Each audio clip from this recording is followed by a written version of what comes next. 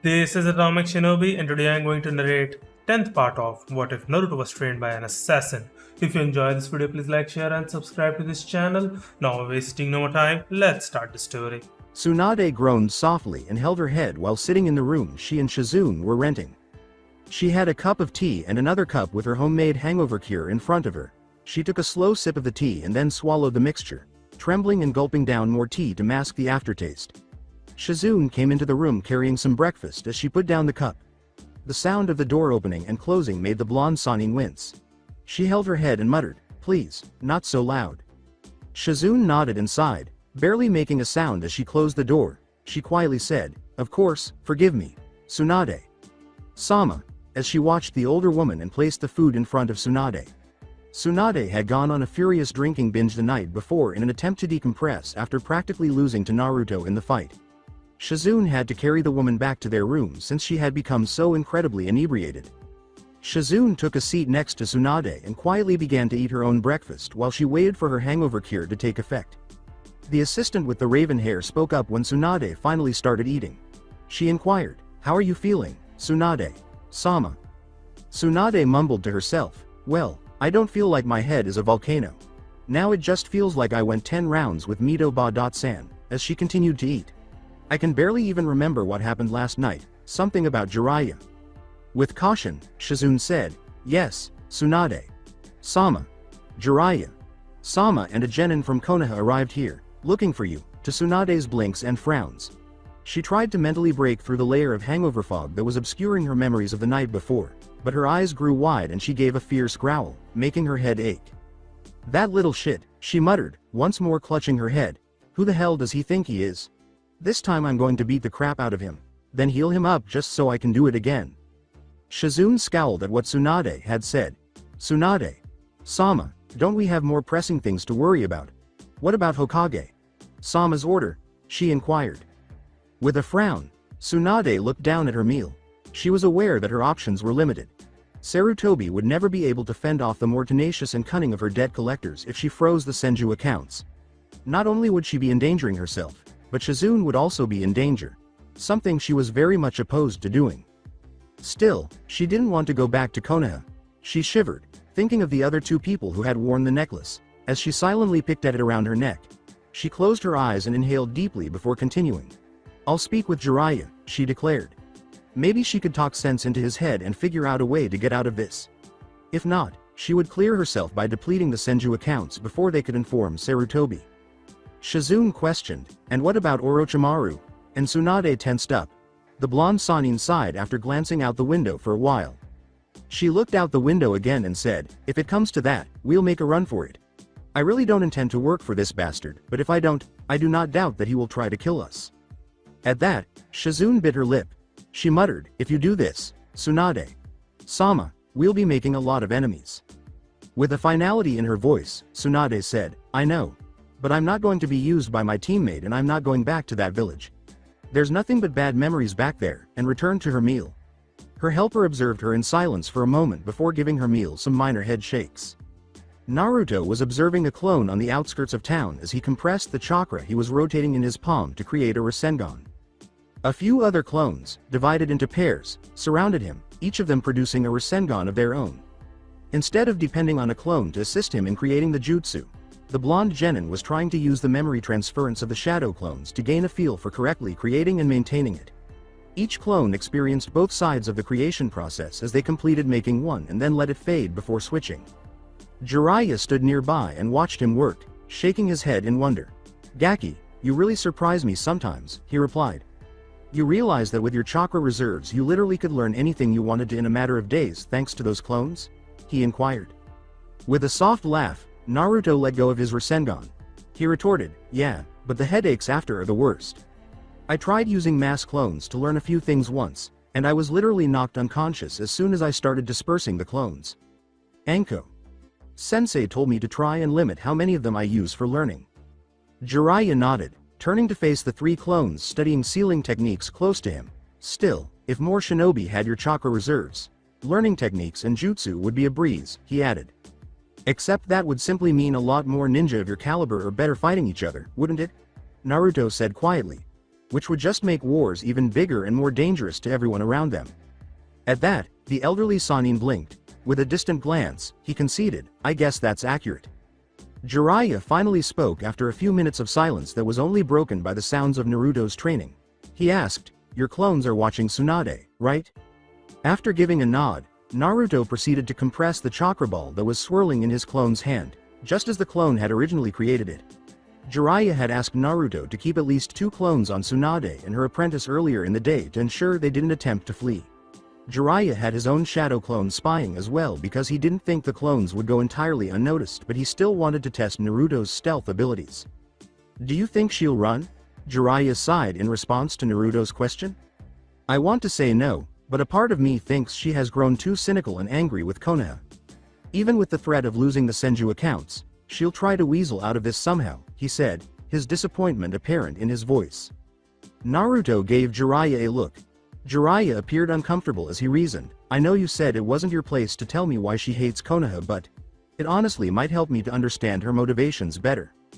With a tentative tone, Jiraiya said, I don't know, Naruto. That's honestly really personal to her. Before he gave in a little. Look, all I will tell you is that she lost people who meant a lot to her.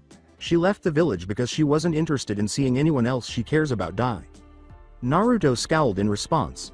He considered it, then blinked, but that doesn't explain why she'd be so set against the position of Hokage. He began, she's against being a Hokage. She's not angry at the people who have been Hokage. Does it? But Jiraiya interrupted with a wave of her hand. Then he said, drop it, kid.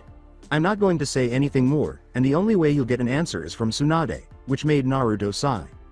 After Jiraiya let out a soft breath, relieved to put that topic to rest, Naruto said, fine then, returning to his training. He was afraid Tsunade would kill him for disclosing something so private, so he didn't want to tell Naruto what had happened. It was probably a bad idea for him to say what he had already revealed. He turned back to watching Naruto train, shaking his head. The blue-haired Kunoichi Guren entered a room in the village without making a sound, then she quickly bent down and bowed her head. She said in a low voice, Orochimaru. Sama, I have finished my reconnaissance, and looked at the ground while she awaited approval to move on. She received a smile from Orochimaru, who had been seated in a chair. He murmured, speak then, Guren-chan. Tell me what you have found out. The 2 Konoha shinobi are still here, and currently are training on the outskirts of the village. The target and her companion were in their hotel room, but have since left to indulge in childish activities. I believe that one of the Konoha shinobi is utilizing a clone jutsu to monitor her, as I believe I saw someone tailing the pair as they left, Guren said. At that, Orochimaru gave a nod. So long as they are still here and not working together, then all is well. For the moment, he whispered quietly. I want you to continue to watch them, Guren-chan. The instant that they seem to be working together, inform me immediately. We'll need to move swiftly if that becomes the case. Though given what you saw last night, I would think such a scenario is unlikely, he said with a grin. Guren nodded, her head lowered, then her mouth parted. She said, may I speak, Orochimaru-sama? He said, you may, my dear, and Guren lifted her head in response. She began to say, please, let me kill the blonde genin who is with Jiraiya. I know he is not a threat to you, but if his demonstration against the target was any indication, he is obviously cunning and skilled. If I remove him now. But Orochimaru shook his head. No, my dear. While I'm certain you could handle him, we do not want to give away our presence here to Jiraiya. So far Tsunade-chan has not seen fit to warn him about our presence, and we shall keep it that way. Do not worry. I am certain that by the end of the week, Tsunade-chan will realize just how beneficial working for me will be. She might even be willing to help us in ridding the world of Jiraiya and his student, he grinned.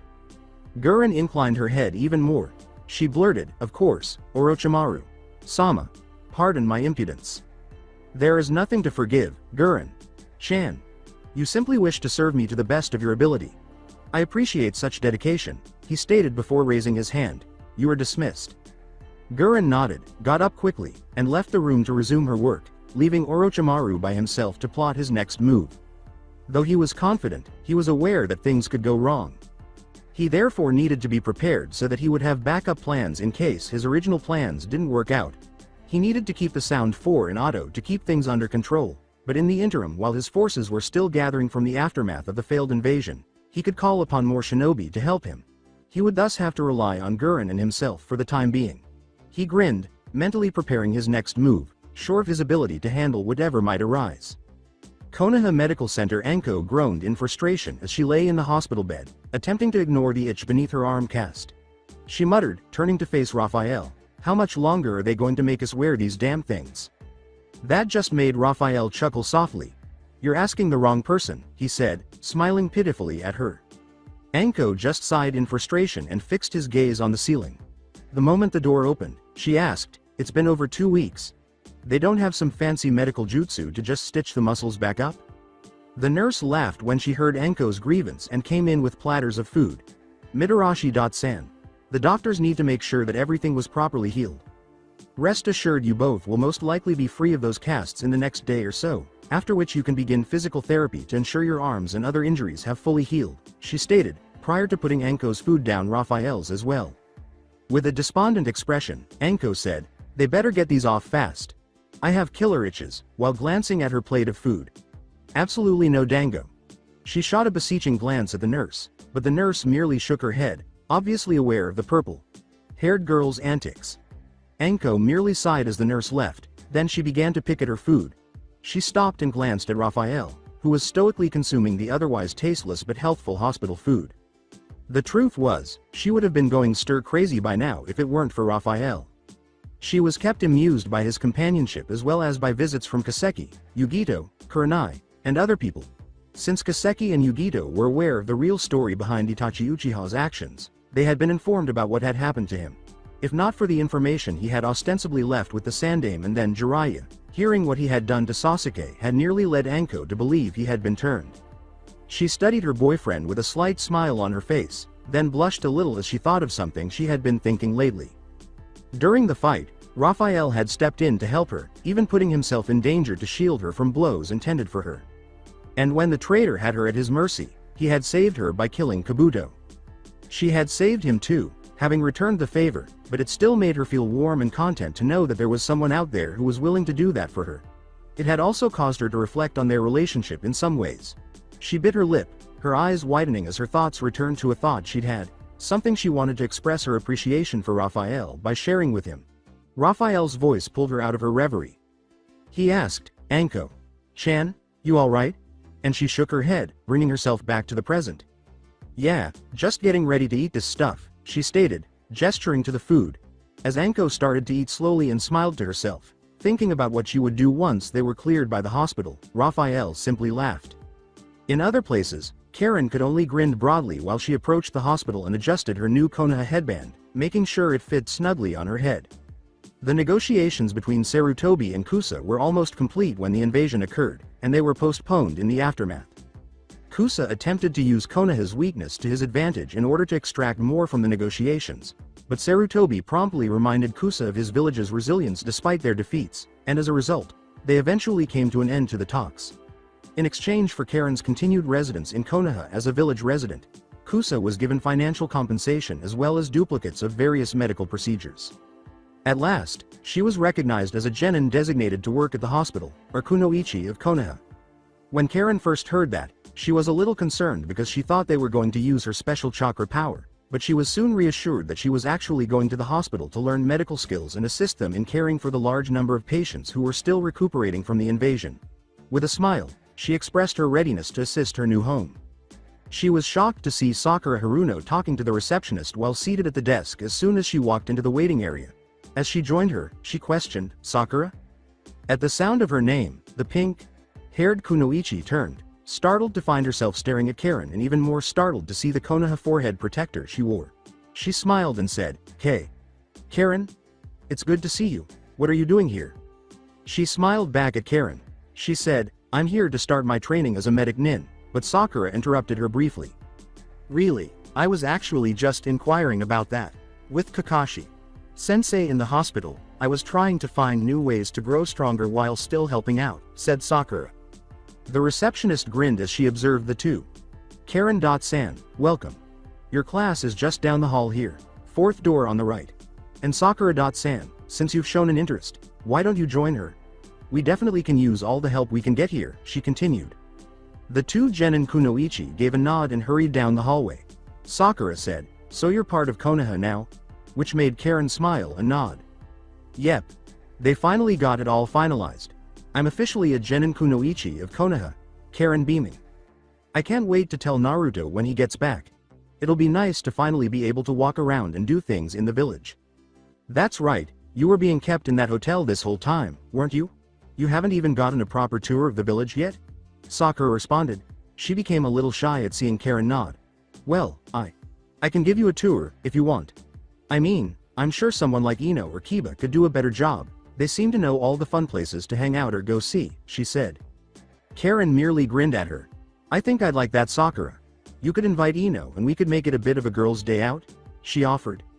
As the two arrived at the door and went inside to start their medic.nin training, Sakura nodded and grinned. Tanzaku apartments. By the time Naruto and Jiraiya arrived back from the outskirts, it was well past noon. Naruto had completed his training for the time being. The two were expecting to have a late lunch when Tsunade approached them with Shizune in tow and Tondan cradled in her arms. Tsunade glanced at Jiraiya after giving Naruto a quick glare. We should speak, she stated. Jiraiya inhaled deeply. She shook her head as he began. Yes, we do. Do you mind if we get some lunch or? No, it's time for us to talk, she replied. The Toad Sanin sighed and nodded, allowing Tsunade to carry on. Jiraiya, you can't really expect me to willingly return to Konoha, can you? He replied. That village has already cost me enough as is, and I'm not going to set foot back into it again. There are others who have lost just as much as you to the village, and they've stuck around. Sarutobi. Sensei let you leave because he knew you needed to deal with things, but you still have an obligation to the village, Jiraiya responded. Even if you don't intend to become Hokage, you can at least still help those shinobi in need, to prevent their families experiencing what you have. At that, Tsunade tensed up, her gaze narrowing. She said, they don't need me. They have more than enough doctors and medics. Jiraiya just shook his head. And none of them are as skilled as you are. We need your expertise and knowledge, Jiraiya responded. You can help out dozens of people in need. Isn't that why you bothered learning medical ninjutsu in the first place? Tsunade merely gave him a stubborn glare. She declared, I'm not going back. She said firmly, almost angrily, Konoha has done fine without me for the past several years, so they don't need me there now. I won't go back and be reminded of. I won't go back. With a look of disappointment, Jiraiya simply gazed at her. He started to say something, but Naruto interrupted. He looked straight at Tsunade and both Jiraiya and Shizune winced. I find it rather sad that the granddaughter of the village's founder would turn out to be a coward and a traitor, he said. Tsunade questioned, you must really have a death wish, brat. You really want to try and take me on when I'm sober? Naruto just shrugged. You're the one taking offense at the truth here. Your home village, that you swore allegiance to when you put on the Konoha forehead protector and became a shinobi, needs you now. It needs your help. And instead, you're refusing to help it out of fear of some memories. That makes you a coward and a traitor, Naruto stated simply. Without any delay, Tsunade seized him by the robe collar and forcefully lifted him high into the air. She yelled at him, shut the hell up. You don't know a damn thing about me. Naruto flinched away from her scream, then turned to face her. You're right, I don't, because Arrow. Sennin keeps dancing around the subject and refusing to tell me anything. But I've already seen enough drama queens to know a pity party when I see one, he replied to her. You want to wallow in your misery, acting like your pain and loss is the only one worth feeling sorry about in the world. You think that you deserve to act how you want, turning your back on everything else, because you suffered in your past. Get in line. There are a lot of other people out there who manage to move on instead of wallowing and demanding everyone respects their victimhood. Tsunade scowled and raised a fist, seemingly preparing to strike him, before letting go of him. She yelled, brat, I won't fall for your mind games. Don't you dare sit there and judge me when you don't know what I've been through. Naruto gave her a glare and said, let's see. I lost both of my parents the day I was born, meaning I never got a chance to even know them. He was adjusting his collar. Tsunade and Shizune's eyes widened in surprise at that statement, the latter feeling horror and sadness. I spent 6 years of my life being hated, ignored, insulted, abused, and assaulted for something I had no control over, before somebody finally decided I was worth knowing and treating like an actual human being. I was nearly killed when I was 9 years old, and was forced to make my first kill to protect myself. She moved forward a step, but stopped when Naruto carried on. And I just learned recently that there is a group of S-ranked assholes out there who want to capture me so they can use the Biju sealed inside of me for who knows what reason, with said Biju being the reason I'm an orphan. So no, I don't know what you've been through. But I certainly know what it's like to live in pain and misery. The difference is I try not to wallow in it.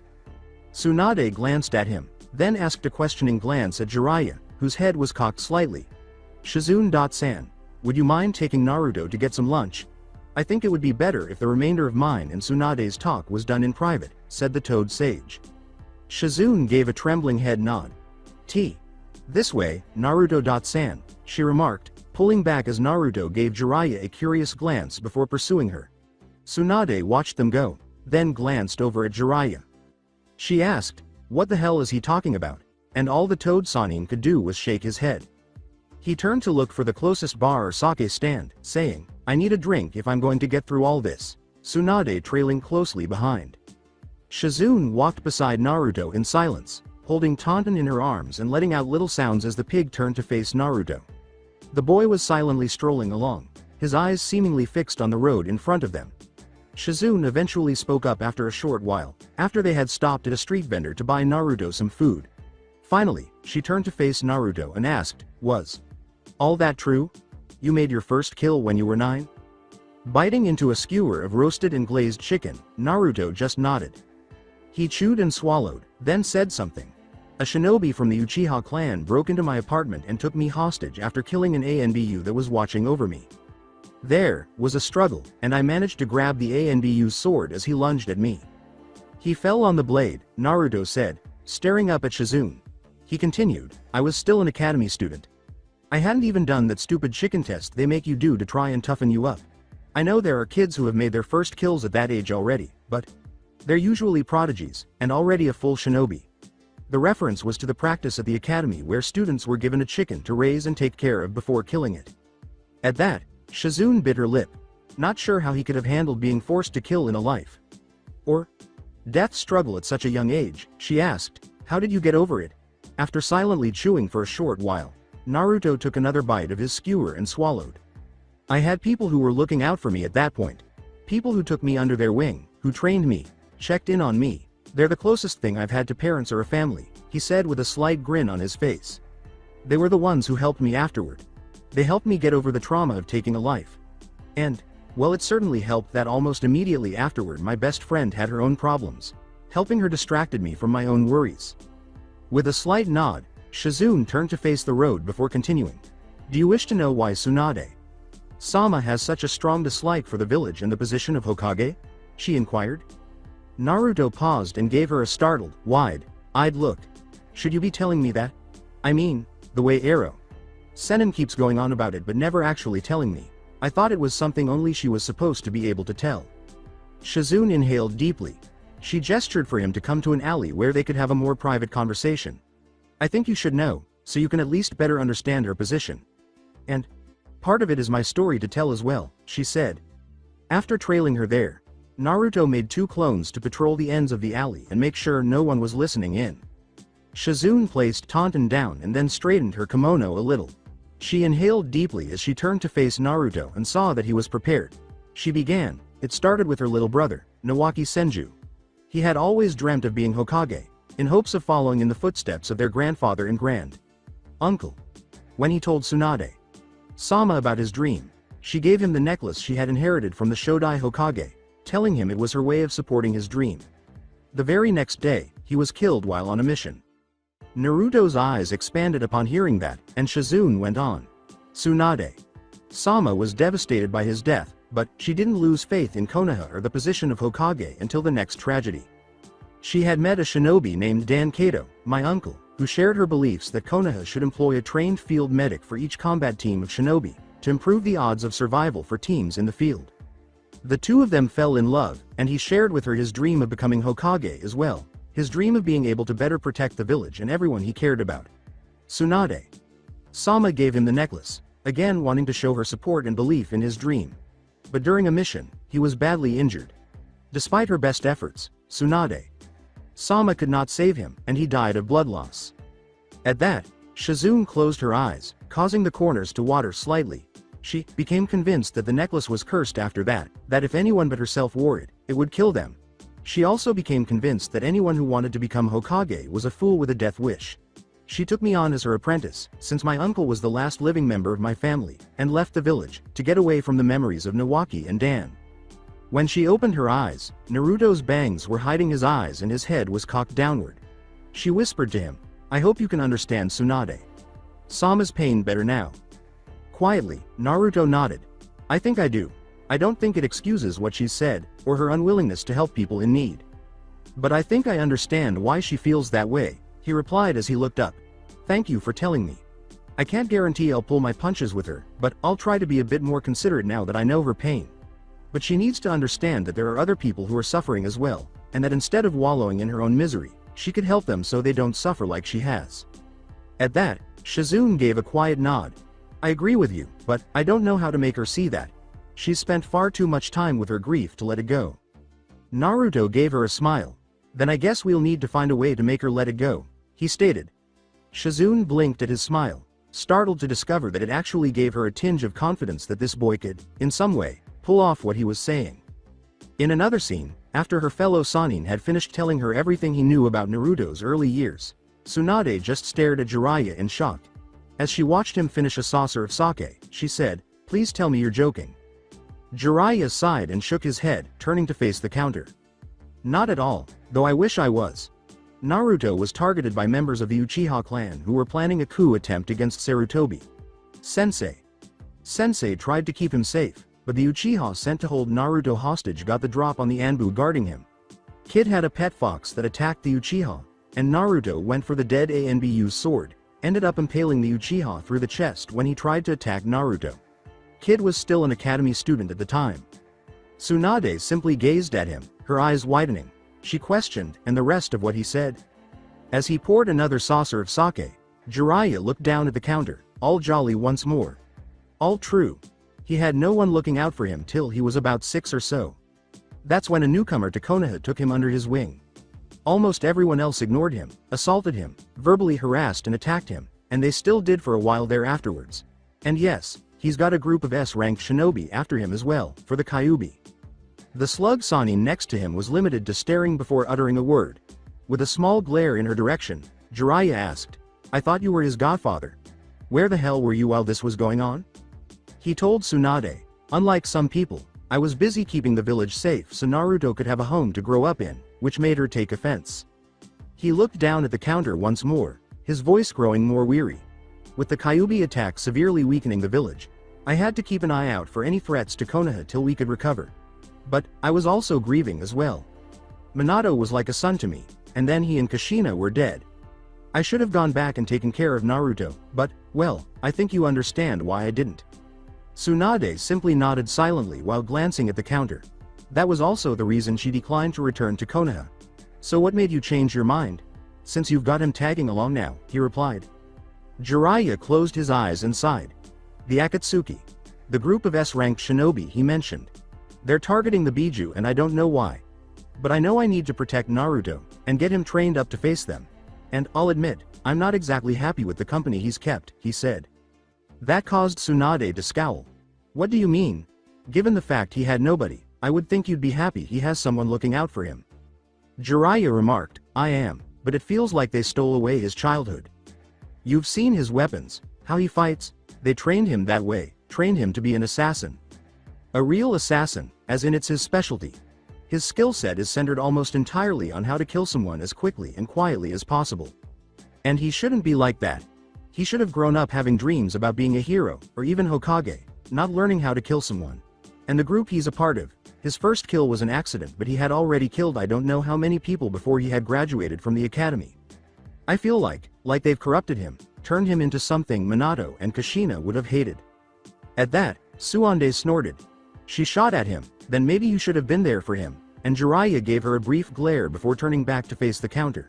Despite his dislike, he knew she was correct.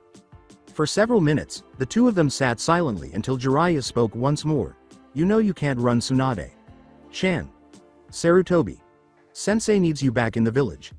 You should at least go back to help out at the hospital, if nothing else. That should appease him, if you're dead set on not becoming Hokage." Tsunade glared at the counter as she gently grabbed the necklace around her neck. "I don't care, Jiraiya. I'm not going back to that village no matter what. Nothing you say will change my mind." As they turned to face Naruto, Shizune trailing him, they heard someone ask, "Then how about a wager?" Naruto approached the counter and leaned on it while glancing at Tsunade. "We'll make a bet to settle this. How about that?" he inquired. She gave a snort in return. She sarcastically remarked, "Oh yeah, sure. You think I'm dumb enough to let you use my shitty luck against me to force me back? Real smart idea, kid," to which Naruto simply grinned. The three adults stiffened and stared at him with a mixture of shock, horror, and rage. "I'll admit that thought crossed my mind, but I'm thinking a bit more than that. Here's the bet. I bet you that if you willingly give me that necklace for a week and let me wear it, I won't die," he said. He continued ignoring that. "If I win, you come back to Konoha, at least to help out at the hospital. And if you win, well, I'll be dead, and I'm sure Senin here will have bigger things to worry about than bringing you back to Konoha." Tsunade glared at Shizune as she looked at her. She remarked, "I see somebody told you things they shouldn't have," as Shizune bowed slightly. "She did, but she wanted me to try and understand your pain, and I get it now. I'm sorry for the losses you felt and I apologize for the way I said what I did, though not for saying it. But it was partly her story too, since her uncle was involved," Naruto said, bringing Tsunade's focus. Jiraiya stood up and glared down at him, saying, "Gaki, what the hell do you think you're doing?" But Naruto turned to face Jiraiya. He asked, "Do you have a better plan, Jiraiya?" "Sensei?" Jiraiya paused at the mention of his name from Naruto. "Because at the moment, the only way I see us being successful outside of this are by force, and I really doubt you want to try that." Tsunade held the necklace's crystal and simply stared at him. Her voice became heated as she asked, "And why should I agree to this? As far as I can tell, there's no benefit to me here. You win and I'm forced back to the village. I win and you're dead, adding yet another death to my conscience," she continued. Naruto gave her a glance. He looked her in the eyes and said, "Let me ask you this, Tsunade-san. Do you think Nawaki-san or Dan-san would be happy or respect the life you've led? Or do you think they would be saddened and upset, seeing you give up and using your pain and their deaths as an excuse to wallow in misery and ignore those you can help?" he inquired. Tsunade got to her feet, clenching her fist and growling. "Shut the hell up. You don't get to talk about them. Don't think you understand anything just because Shizune told you about them," she yelled with rage. Knowing that the angry Sannin in front of him would destroy him before he had a chance to move, Naruto tried his best to stay motionless. He paused to inhale deeply before continuing. "What exactly do you have to lose? You don't really know me or care about me, so what if I die? It shouldn't bother you, should it? Just like the people who are suffering and in need of your help right now. If that doesn't bother you, then why should my death?" he asked her. Tsunade gave him a fierce look and then abruptly pulled the necklace off. She slapped it down on the counter and glanced at him. "Fine, you little bastard. You want to fucking die? Be my guest," she said. "Put it on, if you're so cocky." Jiraiya stopped Naruto as he reached for it. He said, "Naruto," but stopped when Naruto gave him a strange look. "Senin, don't worry about it. I don't plan on dying anytime soon," he said, releasing his grip and seizing the necklace. After making sure Tsunade witnessed him to it, he slipped it over his head and tucked it inside his collar. Tsunade leaned in close and gave him a glare. Her voice was low and angry, her threat obvious even though it remained unsaid. "You better keep that thing on every day for the next week. Because if I find out you fucking cheated me," she growled. Gazing up at her, Naruto's eyes were defiant. He remarked, "I don't go back on my word. Believe it," to which Tsunade gave a snort and strode away. Shizune followed after her, giving Naruto one last terrified but appraising glance. But Jiraiya cuffed Naruto on the back of his head right away. "You stupid idiot," he angrily remarked. "Why the hell are you working so hard to piss her off? Are you trying to get yourself killed?" he asked. Wincing, Naruto rubbed the back of his head and glanced up at Jiraiya. Because if she's ever going to get over losing the people she cared about, someone has to stop pandering to her victimhood and actually help her to move on.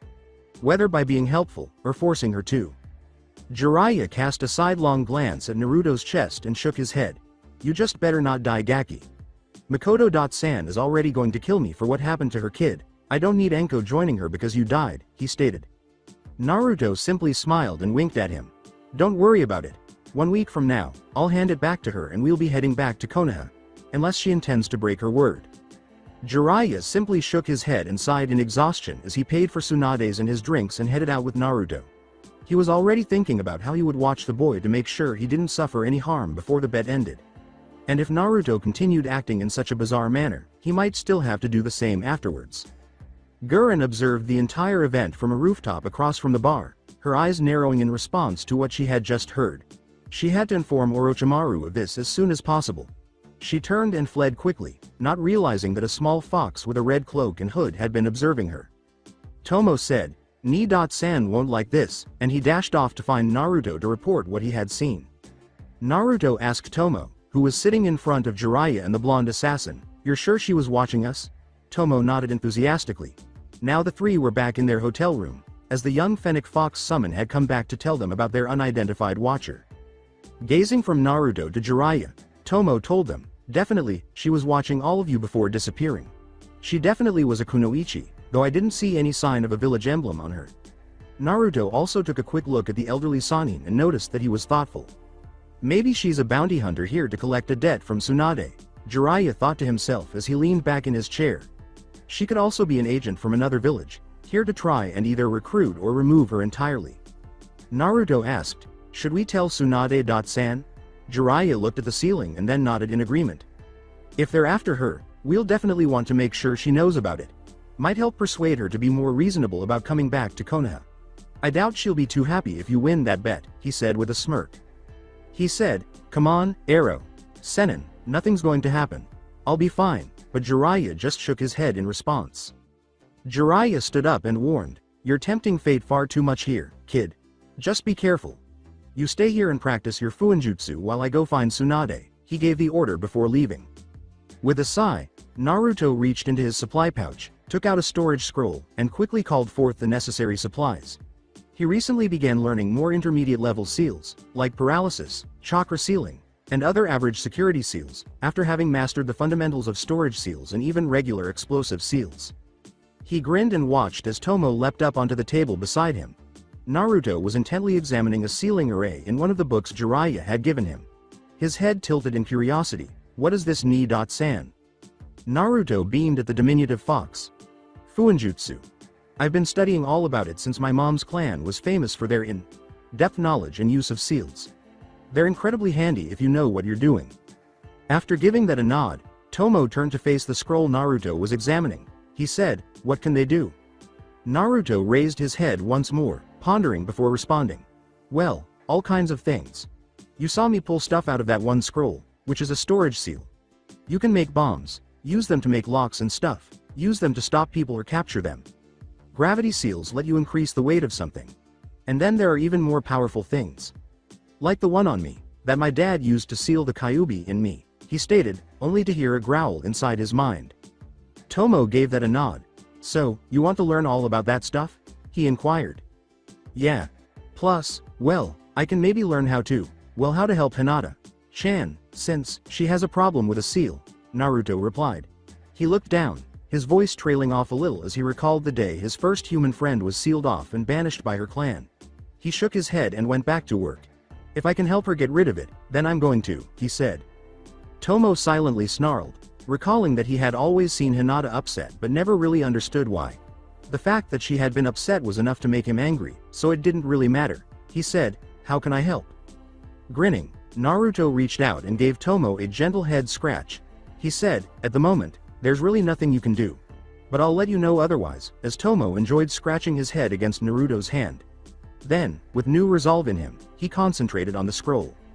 As Jiraiya entered one of the town's gambling dens, Tsunade was glaring spitefully at a set of dice. Jiraiya shook his head. On the other hand, the man across from her smiled, adding up the money he had won.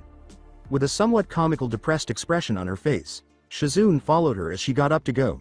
She simply growled. It made sense, considering that she had just watched Tsunade lose most of the money she had recently won during one of her sensei's ongoing losing streaks. Jiraiya laughed as they walked by him. He moved with them, saying, "Nice to see some things don't change." Tsunade angrily yelled, "Shut up, pervert," and stormed off, pushing Shizune, who was straining to keep up while carrying Taunton, behind her. Jiraiya simply shook his head and approached them again, his demeanor hardening. "I need to ask you something. Someone watching us earlier today when you handed the necklace to the kid. A kunoichi with no village markings. You two wouldn't know anything about that, would you?" he inquired. Tsunade slowed down, appearing both irritated and a little perplexed. Hard for me to say if all you've got is they were a kunoichi, she replied. Green kimono, rope belt, blue spiky hair in a ponytail, he remarked, observing them intently as he detailed her appearance. Tsunade didn't reveal anything, but he did notice Shizune flinch slightly as he talked about the kunoichi. Bingo, he thought as he realized that they were aware of her. Tsunade shrugged and said, I haven't seen anyone like that, so I dunno. She turned to face Shizune and shot her a quick glance that stopped the younger woman in her tracks. Jiraiya let out a mental sigh, sensing that something was wrong. Well, keep an eye out for them. She's probably a bounty hunter or debt collector, but you can never be too careful, he told them. He began to say, of course, if they are debt collectors, I could pay them off for you, but stopped when Tsunade gave him a fierce look. She scowled, one fist clenched, like I want to be in debt to you, pervert. You'd probably force me to strip naked for you or something. Jiraiya laughed and bucked Tsunade's fist, saying, Tsunade-chan, perish the thought. I'd simply make you pose in a cute skimpy outfit for me is all. The blonde Sannin gave him a growl, twitching her eyebrows before averting her gaze. Jiraiya continued to smile while attempting to identify this woman in his head. She wasn't a debt collector or bounty hunter, if Shizune and Tsunade knew who she was. Either they would have paid her off or left by now. They didn't want to disclose to Jiraiya that she was someone else. He would have to make an effort to learn more, probably straight from the source. He let out a mental sigh and just followed the two women, thinking that things were only going to get worse. In another scene, Guren was in a kneeling position before Orochimaru, while the renegade Sannin gazed out of the room's window. He turned to Guren and said, how unfortunate. It seems Tsunade-chan has gone and let her temper get the better of her. The bet is for 1 week? Yes, Orochimaru-sama. The boy stated he would wear the necklace for 1 week. If he survived, he would return it to her, and she would go back to Konoha, she replied with a bowed head. Guren looked up as he grinned and said, then we might need to rig the bet in our favor. I might need you to kill the genin after all, Guren-chan. Give me command, and he will perish, she declared, anxious to please her boss. He smiled and stepped away from the window, saying, when the time is right, my dear, when the time is right. Guren nodded and hurried out of the room as he spoke, saying, return to your duties. Oh, and find a suitable specimen for me to use.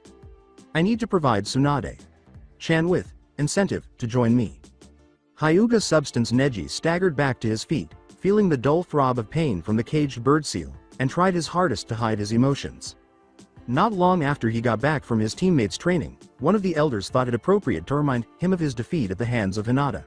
He walked slowly to his quarters, trying not to lose his anger and frustration, intending to get some clean clothes and then clean himself up. He had spent years honing the art of hiding his true feelings from the Hyuga clan, which was a survival skill that was required of him as a member of the branch family. He paused as he slowly slid his room's door open and noticed a small envelope on his futon with a scroll next to it. He approached slowly and took the envelope first, opening it to reveal a brief note. The scroll is your father's final letter to you, which was supposed to be given to you when you were ready to read it. Certain elements within the clan would have denied you this to try and maintain control over you. I feel otherwise. Do not let anyone know of this for your safety. He looked at the scroll, his eyes widening with surprise. There had to be an error here. Someone was cruelly making fun of him. Why was he receiving this letter just now, if it was indeed from his father? Trembling, Neji stared at it, not knowing if he should read it and accept that it was from his father or throw it aside and deny it. Slowly, a trembling hand extended toward it, pausing momentarily before grasping it. He opened it, took a seat on the floor, and slowly started reading the words inside. My son, I cannot tell you how painful it is for me to write this letter. To know that I will not be able to watch you grow into the fine man and shinobi I know you will be one day. I am sorry, Neji, for not being there for you. I am sorry that I must leave you alone in this world. But I have a duty as a shinobi of Konoha, and as a brother, uncle, and father. I want you to understand what happened, Neji. When Kumo demanded that Hiashi be handed over for killing their ambassador, the elders decided that for the benefit of the clan and village, I should be sent in his place. As his identical twin, I could pass as him. I know you might think that I had no choice in the matter. That I was forced to go, at the orders of the clan. The truth, though, Neji, is that I chose to go. I will admit, I would have preferred to not die, to stay and watch over you. But as I said before, I have a duty. As a shinobi of Konoha, I must do what I can to protect the village, even if it means I must die. Because every shinobi is sworn to protect their home and the people within. As a brother, I chose to protect Hiashi, to save him from the fate that Kumo demanded. As an uncle, I protect Hinata from losing her father, and as a father myself, I made this choice so that you would not have to grow up in a village at war. I am sorry if you cannot understand my choices, son. I am sorry if all I have done is filled you with anger and hate at me not being there for you. I just hope that, in time, you can understand why I did what I did.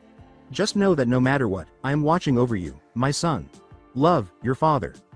When he had finished reading the scroll, Neji shook, the pages trembling in his hands. He struggled with the emotions that were rising inside of him in response to his father's words, and he was at a loss for words. His emotions were filled with disbelief, anger, sadness, confusion, joy, guilt, and more as he let go of the scroll and stared vacantly in the spot it had been. It took him a while to notice that his vision was blurry and even longer to realize that the cause was tears forming in his eyes. He tried, but he was unable to restrain himself. Tears started to fall as he sat there, trying to process what he had read and what it meant to him. A figure listened outside his room, taking in the barely contained sniffles and gasps before moving slowly away.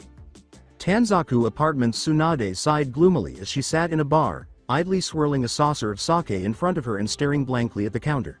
She had bet with the boy 3 days prior, and Orochimaru had approached her 4 days prior. And Brat had escaped unscathed thus far. Naturally, Jiraiya was always watching over the boy, essentially hovering over him whenever he could, but still. She started to wonder a little about the supposed curse on the necklace. She'd given it to Nawaki, and the very next day it had killed him. His life was taken too soon after he had hardly had time to enjoy his birthday. Dan's experience was a little bit longer, 3 full days, between the moment she gave him the necklace and its eventual demise. Naruto has not been harmed thus far, but maybe this time the curse would just take a little longer to work. Alternatively, it might have to be a loved one. She shook her head subtly and then took a sip from the sake saucer. Most likely, that was the case. The boy probably wouldn't be affected by the curse, since she didn't give a rat's ass about him. She would lose the bet, be forced to return to Konoha, and he would survive. At that, her eyes became hard, and she slammed the saucer down. She refused to remain in the village. Hell, this bet and the threat Sarutobi Sensei had made were the only reasons she would return. She would return, assist at the hospital, and leave as soon as she was finished. She was determined not to spend any more time than necessary in that cursed village. Someone walked up to her as she was about to pour herself another saucer of sake. "Pardon me. Are you Tsunade Senju?" the somewhat apprehensive man said to her. She demanded, not even looking at the man she was speaking to. "Who wants to know?" He placed a piece of paper in front of her nervously. "I was instructed to present this to you," he uttered, swiftly withdrawing from her. Tsunade simply blinked at the paper, then sighed and picked it up to turn it over. A brief message directing her outside caught her attention, causing her brown eyes to narrow. She snarled, dropped a few bills on the counter, and went outside. She saw a figure beckoning her to an alleyway right away. A shape that she was all too familiar with. Glaring, she made her way to the spot where the Habi-Sanin was waiting for her, watching as he disappeared into the alley. Still furious, she turned the corner. She began to say, "What do you want, Orochi?" But she stopped dead in her tracks when she noticed the figure standing next to him. Beside Orochimaru stood a tall, broad-shouldered, muscular man wearing Iwagakure no Sato's shinobi uniform. The man's white hair was cropped close, and his square jawline gave him a harsh face. His eyes were black with yellow pupils, but his skin was pale and cracked. Observing the look of terror and recognition on her face, Orochimaru grinned. He spoke in a tone of fake surprise. "Oh my. Tsunade. Chan, don't tell me you're still afraid of Minamito-san here." Tsunade was unable to move from her position as she fixed her gaze on the man holding Orochimaru. Her fear had a straightforward cause. She had been caught off guard by an Iwa ninja team when she was a member of Genin Team 7, led by Hiruzen Sarutobi. 2 of the Iwa shinobi had attacked the Genin, but their sensei had taken care of most of the opposition. While the other, a Junin simply known as Minamito, attacked Tsunade with the intention of killing her and contributing to the further extinction of the Senju bloodline, the other, a Chunin, had engaged in combat with Jiraiya and Orochimaru. Tsunade recalled how close the man had come to succeeding, and how close she had come to death at that moment. Her life had only been spared by her teammates' dramatic last-minute intervention, which had diverted the man long enough for Sarutobi to kill him. She had witnessed Sarutobi Sensei's brutal execution of the man. And yet, he was standing there alongside Orochimaru. Tsunade shuddered, straining to take her eyes off of him long enough to look at Orochimaru. At last, she managed to escape, saying, What is this? This, my dear Tsunade Chan, is proof of what I offer you. I told you that you'd get a visit from an old friend. Here he is. He is proof that I can bring back Dan and Nawaki. Orochimaru smiled. He patted the Iwajunin on the face and said, Of course they would be. Livelier than this. This is simply a demonstration, so you understand my offer is legitimate. That shinobi made no response at all. Tsunade, who was now gradually regaining her composure, scowled at Orochimaru. Try as she might to find a way to test for a genjutsu. How do I know this is even real? It could just be a clone or some clever illusion, she exclaimed. A fair point. But I think I know how to answer your question. Tell me, do you remember that special jutsu your uncle had been working on? That one that he and your grandfather fought all the time about? A certain, forbidden jutsu? Orochimaru laughed as Tsunade's eyes. You didn't realize that jutsu was there, she gasped, but Orochimaru just grinned more. Orochimaru gloated at her, Oh yes, I found it, I learned it, and I improved upon it. I have the power to resurrect the dead and command them, Tsunade Chan. Do you understand now what I'm capable of? Do you not see what I can offer you, and how foolish it is to try and stand against me? Join me, Tsunade. Join me, and you will have Dan and Nawaki back. Your loved ones will be returned to you, and you can have all that happiness and love you always dreamed out, that was so cruelly snatched away from you. Tsunade could only look at him in silence before turning to look at the resurrected shinobi, the evidence that Orochimaru had given her. She was aware that what he was doing was abhorrent and against the natural order. It should have disgusted and repulsed her instantly to accept his offer, to lend a hand. However, a small part of her couldn't help but imagine what it would be like to have Nawaki and Dan back. To be with them once more in her life. After all these years of suffering alone and helping others, a cunning part of her brain told her she deserved something. She shuddered, not sure what to do. Seeing the expression on her face, Orochimaru grinned, knowing he had her attention. You need time to decide. I can see it. But think long and hard, Tsunade Chan, now that you know what I offer, he said, picking up the corpse and vanishing in a shunshin. He had dispelled the Edo Tensei, causing the ash and dirt that had formed Minamito's form to scatter and reveal the corpse of an unidentified man. His words echoed in her ears, and all Tsunade could do was stand there in the alley, staring at the spot where Orochimaru had stood. She was stuck there, with no way to move or think other than to stare blankly into space. This meant that she was not aware of the worrying form of Shizune approaching her from behind, nor of the figure on a rooftop scattering. In the meantime, Jiraiya stiffened on the outskirts of town, memories of the shadow clone he'd been following Tsunade returning to him. He snarled, Damn it, and Naruto looked up from his training. Surprised to see the Toad Sage in such a serious, angry stance, he asked, What is it? Jiraiya quickly turned back towards the town and shook his head. He whispered to Naruto, leaning over. Head back to the hotel immediately. Lock yourself in the room. Do not answer for anyone except me, and only if I tell you this code. Phrase, he said. The youthful genin gave a slow nod of comprehension, appearing slightly concerned about the reason behind the typically cheerful pervert's lethal disposition. Jiraiya simply walked away, leaving Naruto to walk back to his hotel room and dismiss the clones he had been training with. He heard a whirring noise as he approached the town and entered via the main road. He instantly ducked and rolled, pulling his ninjutsu as he turned to face the source of the sound. He found himself staring at several jade-colored crystal shuriken, shaped like snowflakes, that were lodged in the road. Before starting to flee, a few other people who just so happened to be on the street stared in shock and surprise at this unexpected attack. When Naruto looked up, he saw a woman grinning down at him from a rooftop. His eyes narrowed at her blue hair and clothes. He slowly stood, sword at the ready, and said, You're the one who was watching Tsunade-san. She grinned and hurriedly went through a few hand signs before saying, How very perceptive. I was right to think you're a threat. One that I finally have permission to deal with, Shodan. Sui Shoto, Crystal Release. Jade Crystal Blade. Naruto's eyes grew wide as a cutting blade formed from blue crystals on her right forearm, extending past her hand and slightly below her elbow. She smiled and threw back her arm to come leap towards him.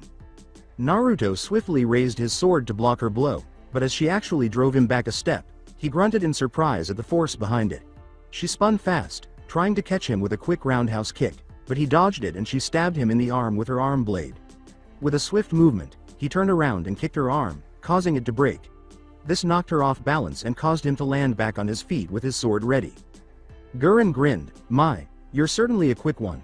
She asked him, but, are you quick enough to dodge this? As she gestured with just one hand this time. Abruptly, large pink needles surrounded her, pointing directly at Naruto. Naruto muttered, "Oh, you have got to be kidding," as the needles shot in his direction. He scrambled backwards, avoiding one and using his sword to deflect another. He spun around to dodge another, but as one nicked his cheek, cutting his face and nearly striking the scarf Hinata had given him, he winced. He rolled past 3 more needles, quickly retrieving a couple of throwing knives from his pouch and slinging them in her direction. She just grinned and raised her left arm. Before the knives struck and bounced off, Naruto seemed to see light reflect off her arm. He blinked in surprise. With a sly smile on her face, she tapped her left hand with her right, making a tinking sound as she hit a transparent crystal layer. "Don't think you'll be getting through this anytime soon. Kesho no Yoroi, crystal armor," she uttered as she readied herself once more. But when she noticed that the scratch on his cheek was beginning to heal, her eyes narrowed. Naruto assumed a defensive stance and failed to notice, focusing instead on making a plan. He soon realized that this was probably not his best match. Both her speed and the force of her blows had taken him by surprise. And judging by these crystals, she was probably a bloodline user with a strong bloodline. He inhaled deeply and reached into his back pouch as the idea for a plan started to take shape in his mind. When Guren saw this, he moved fast forward. "I don't think so," she exclaimed as she got ready to stab him with her wrist blade made of crystal.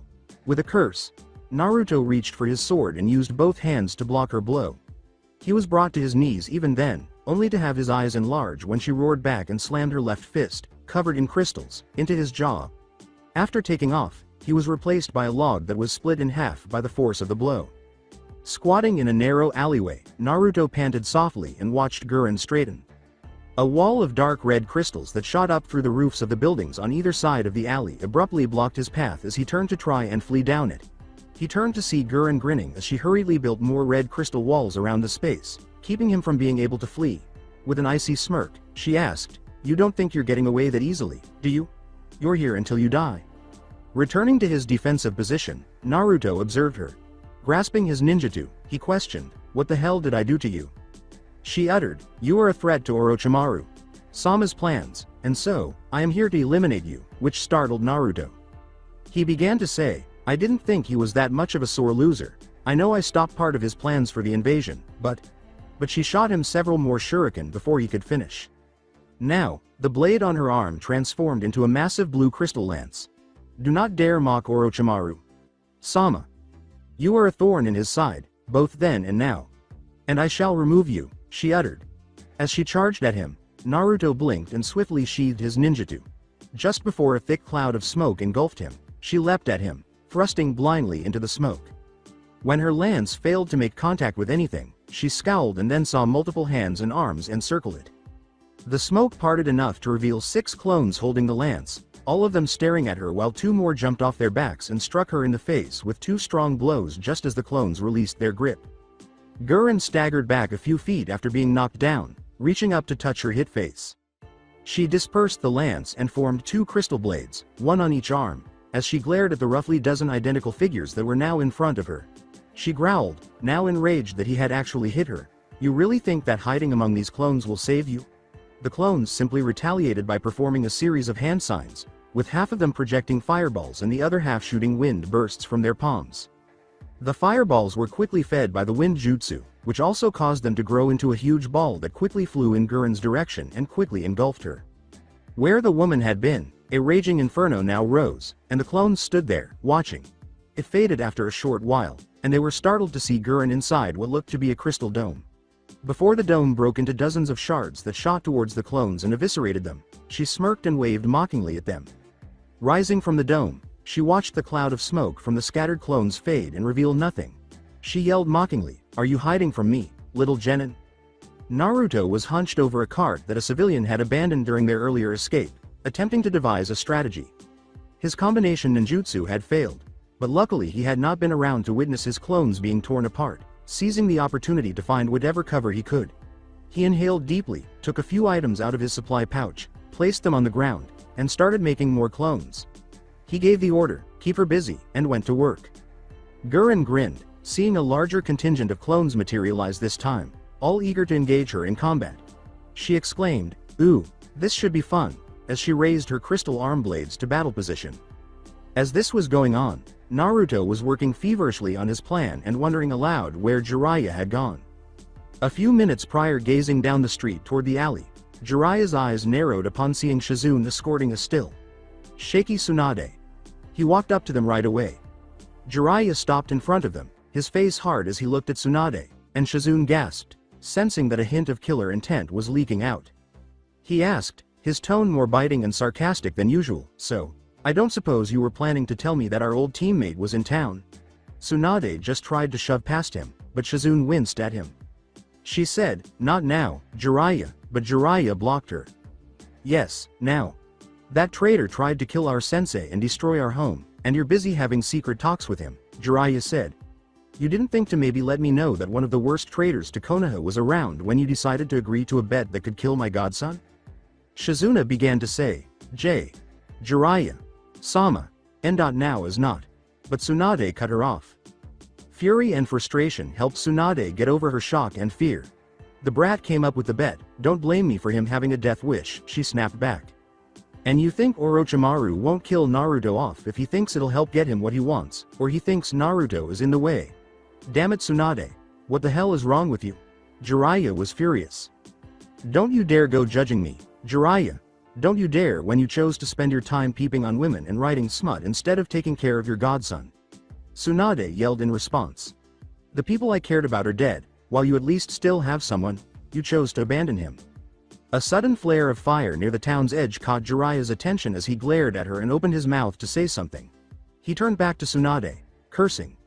He growled back, "And thanks to you, I might lose him now," before turning and bolting off in that direction, leaving a furious Tsunade and a horrified Shizune in his wake. Naruto was sobbing at the battle site as each memory his clones had brought back to him. Guren's clones were destroyed because Guren was undoubtedly stronger and faster than him. Fortunately, his clones had some advantage due to the longer length of his ninjutsu, so they weren't destroyed right away. He worked at the seal in front of him, hoping he was doing it correctly, while his clones continued to fight. Once he was done, he looked over the cart to see the fighting. There were only 3 clones left, and they all engaged in simultaneous combat, attempting to keep an eye on each other's flanks while fighting Guren to keep her on the defensive. She appeared to move in a dance between their blows, darting in to hit one and then skipping aside or back as another grazed their flank. Abruptly, she ducked down and slashed one clone in the leg while turning to kick another, scattering the 2 clones before turning to the final one and using one of her crystal blades to catch his ninjutsu and the other to slit his throat, killing him. Smiling, she turned to face the cart and walked slowly up to it. She scoffed, "Please don't tell me that's all, little Genin," but then she heard a roaring sound coming from the other side of the cart, so she blinked. Abruptly, 3 Narutos jumped over the cart, 2 of them with their ninjutsu drawn and the third holding a spiraling ball of chakra. The 3 of them charged her, the one with the Rasengan charging up the center, the other 2 charging from the sides with drawn swords. Knowing that the clones were supposed to divert her attention while the one with the jutsu was the primary attack, she smiled even more broadly, feeling a tiny bit of admiration for the scheme. She was not interested in trying to penetrate it with her armor, though. She whirled as the 2 with swords charged in, slicing them across the chest as she stepped towards the one coming at her and grinning as she drove her spin's momentum into his chest. It spread into smoke, and as it did, another Naruto, this one with a seal tag, brought itself through, surprising her. She smirked as she held him up, barely catching his arm in time. With a sly smile, she said, "Are you the real one this time?" raising him with her right arm as she slowly raised her left blade and gave him a chest stab. After letting out a painful grunt, Naruto grinned at her. "No, he's behind you," Naruto uttered before disappearing, but she felt something smack her leg in the same instant. She cried out almost instantly as her body seized up, throwing her onto her side and finally her back. There, she saw the real Naruto, panting, with one hand clasping his chest and blood slowly dripping between his fingers. "You nearly succeeded in stopping me," Naruto gasped as he sat down and attempted to stop the blood from pouring from his chest wound. Guren realized that one of the 2 sword-wielding Narutos had been the real him and not a clone, and all she could do was stare in shock and growing anger. She had hardly even bothered to deliver a full strike, believing him to be no more than another Kage Bunshin. She had only struck hard enough to scatter what she believed to be a clone, leaving him with a fairly large but not particularly deep cut. She gave a fierce growl, feeling as though her legs were stuck and she was unable to move. but she could move her arms, and she did, sprinting through hand signs as soon as she heard footsteps thudding against the ground not far from her. An older man said, "None of that now," and then struck her in the face with a fist, sending her head crashing into the ground and knocking her unconscious. When Naruto saw Jiraiya, he appeared relieved and smiled weakly.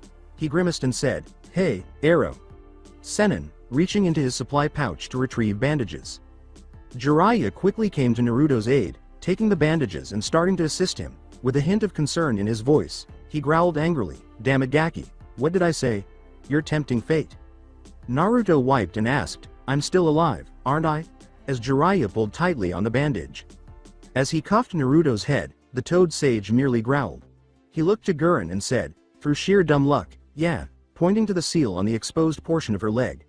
Glancing at it, he snorted. "What the hell is this, Gaki?" Taking a blood pill, Naruto said sheepishly, "Paralysis seal, but guess I didn't get it exactly right. I was kind of rushing it." Even as he felt a tiny bit of pride, Jiraiya yelled at him, "You idiot! You tried to make a seal in a combat situation without having properly tested it first?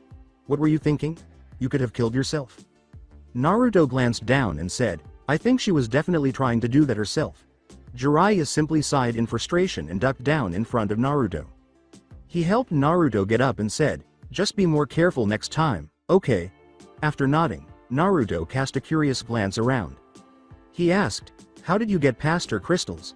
But Jiraiya just pointed to a building nearby. "I leapt off the roof of that building," Jiraiya remarked, casting a quick glance at the still present red crystal wall surrounding them. He began, "Not exactly sure how we'll get out of here with you and her, but stopped as the main road's crystals suddenly shattered and exploded outward in a hail of shrapnel. In an attempt to shield Naruto and himself from the pieces, Jiraiya used his hair to form a thick, spiky shield. Tsunade lowered her raised fist, a glare crossing her face, while Shizune quietly shook her head. She glared at Jiraiya and demanded, "The brat still alive?" But stopped and winced when she saw the bandage on Naruto's chest and the blood on the front of his outfit. She took a step back, trembling slightly as Jiraiya shook fragments of crystal out of his hair and memories stirred in the back of her mind. "Yeah, he is.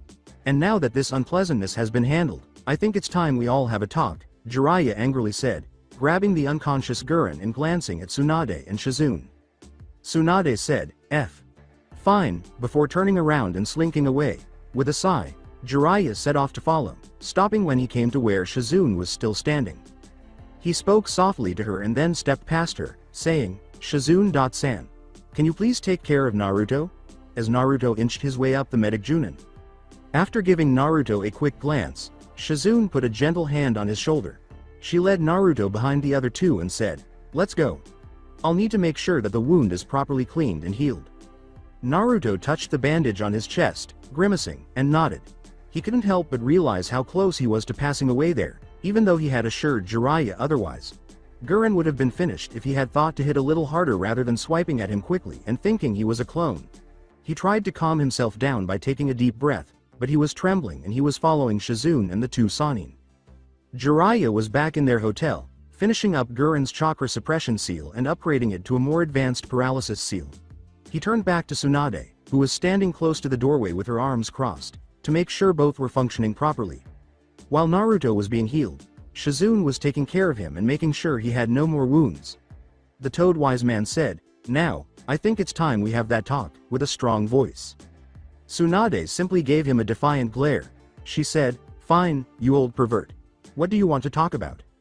Jiraiya yelled at Naruto, "Damn it, Tsunade, this is no time to play stupid. He almost died because you didn't bother telling us Orochimaru was in town. Don't blame me because your student decided to take on a suicide bet. Besides, if I told you Orochimaru was here, you'd have tried to drag me off to Konoha to get away from him or tried to force me to fight him. Neither of which I'm inclined to go along with," Tsunade replied. At those words, Jiraiya's eyes narrowed a little. Trying not to show how disappointed he was, he asked, "Really? You'd leave me to deal with Orochimaru alone?" Tsunade glared at him and said, "Don't try to guilt me here, Jiraiya. It's none of my damn concern. I'm not an active Konoha kunoichi anymore. I'm not going to drag Shizune and myself into your problems." Jiraiya angrily countered, "No, you'll just drag me and Naruto into yours," as Naruto was finishing up his dressing. "And now thanks to you not telling us, we've got to deal with that psychopath hiding somewhere in the town." Tsunade sat down on a futon, ignoring the disapproving and enraged looks Shizune and Jiraiya were giving her. "Oh no, I just told you I'm not going to let you pull us into this. You want to fight Orochimaru, you go right ahead," she said. Jiraiya said sharply, making Tsunade glower at him. "I'm guessing whatever Orochimaru offered you must have been pretty good, for you to turn your back on your friends and home." The blonde Sannin shot back, "I didn't say I'm helping him either," to Jiraiya's mocking snort. "No, you're just not willing to lift a finger to help us against him either. You might as well be helping him," Jiraiya growled. Just as Tsunade was about to respond, Naruto interrupted. The adults turned to face him as he said, "I know I'm just the genin here, but shouldn't we actually be worrying about what Orochimaru is going to do now?" To Guren, Naruto gestured. "We've got one of his shinobi captured. Undoubtedly, he's going to be rather annoyed at that. If he comes looking for her, he might not be too careful in who he hurts to get to her. Which would include you as well," he said, turning to Tsunade.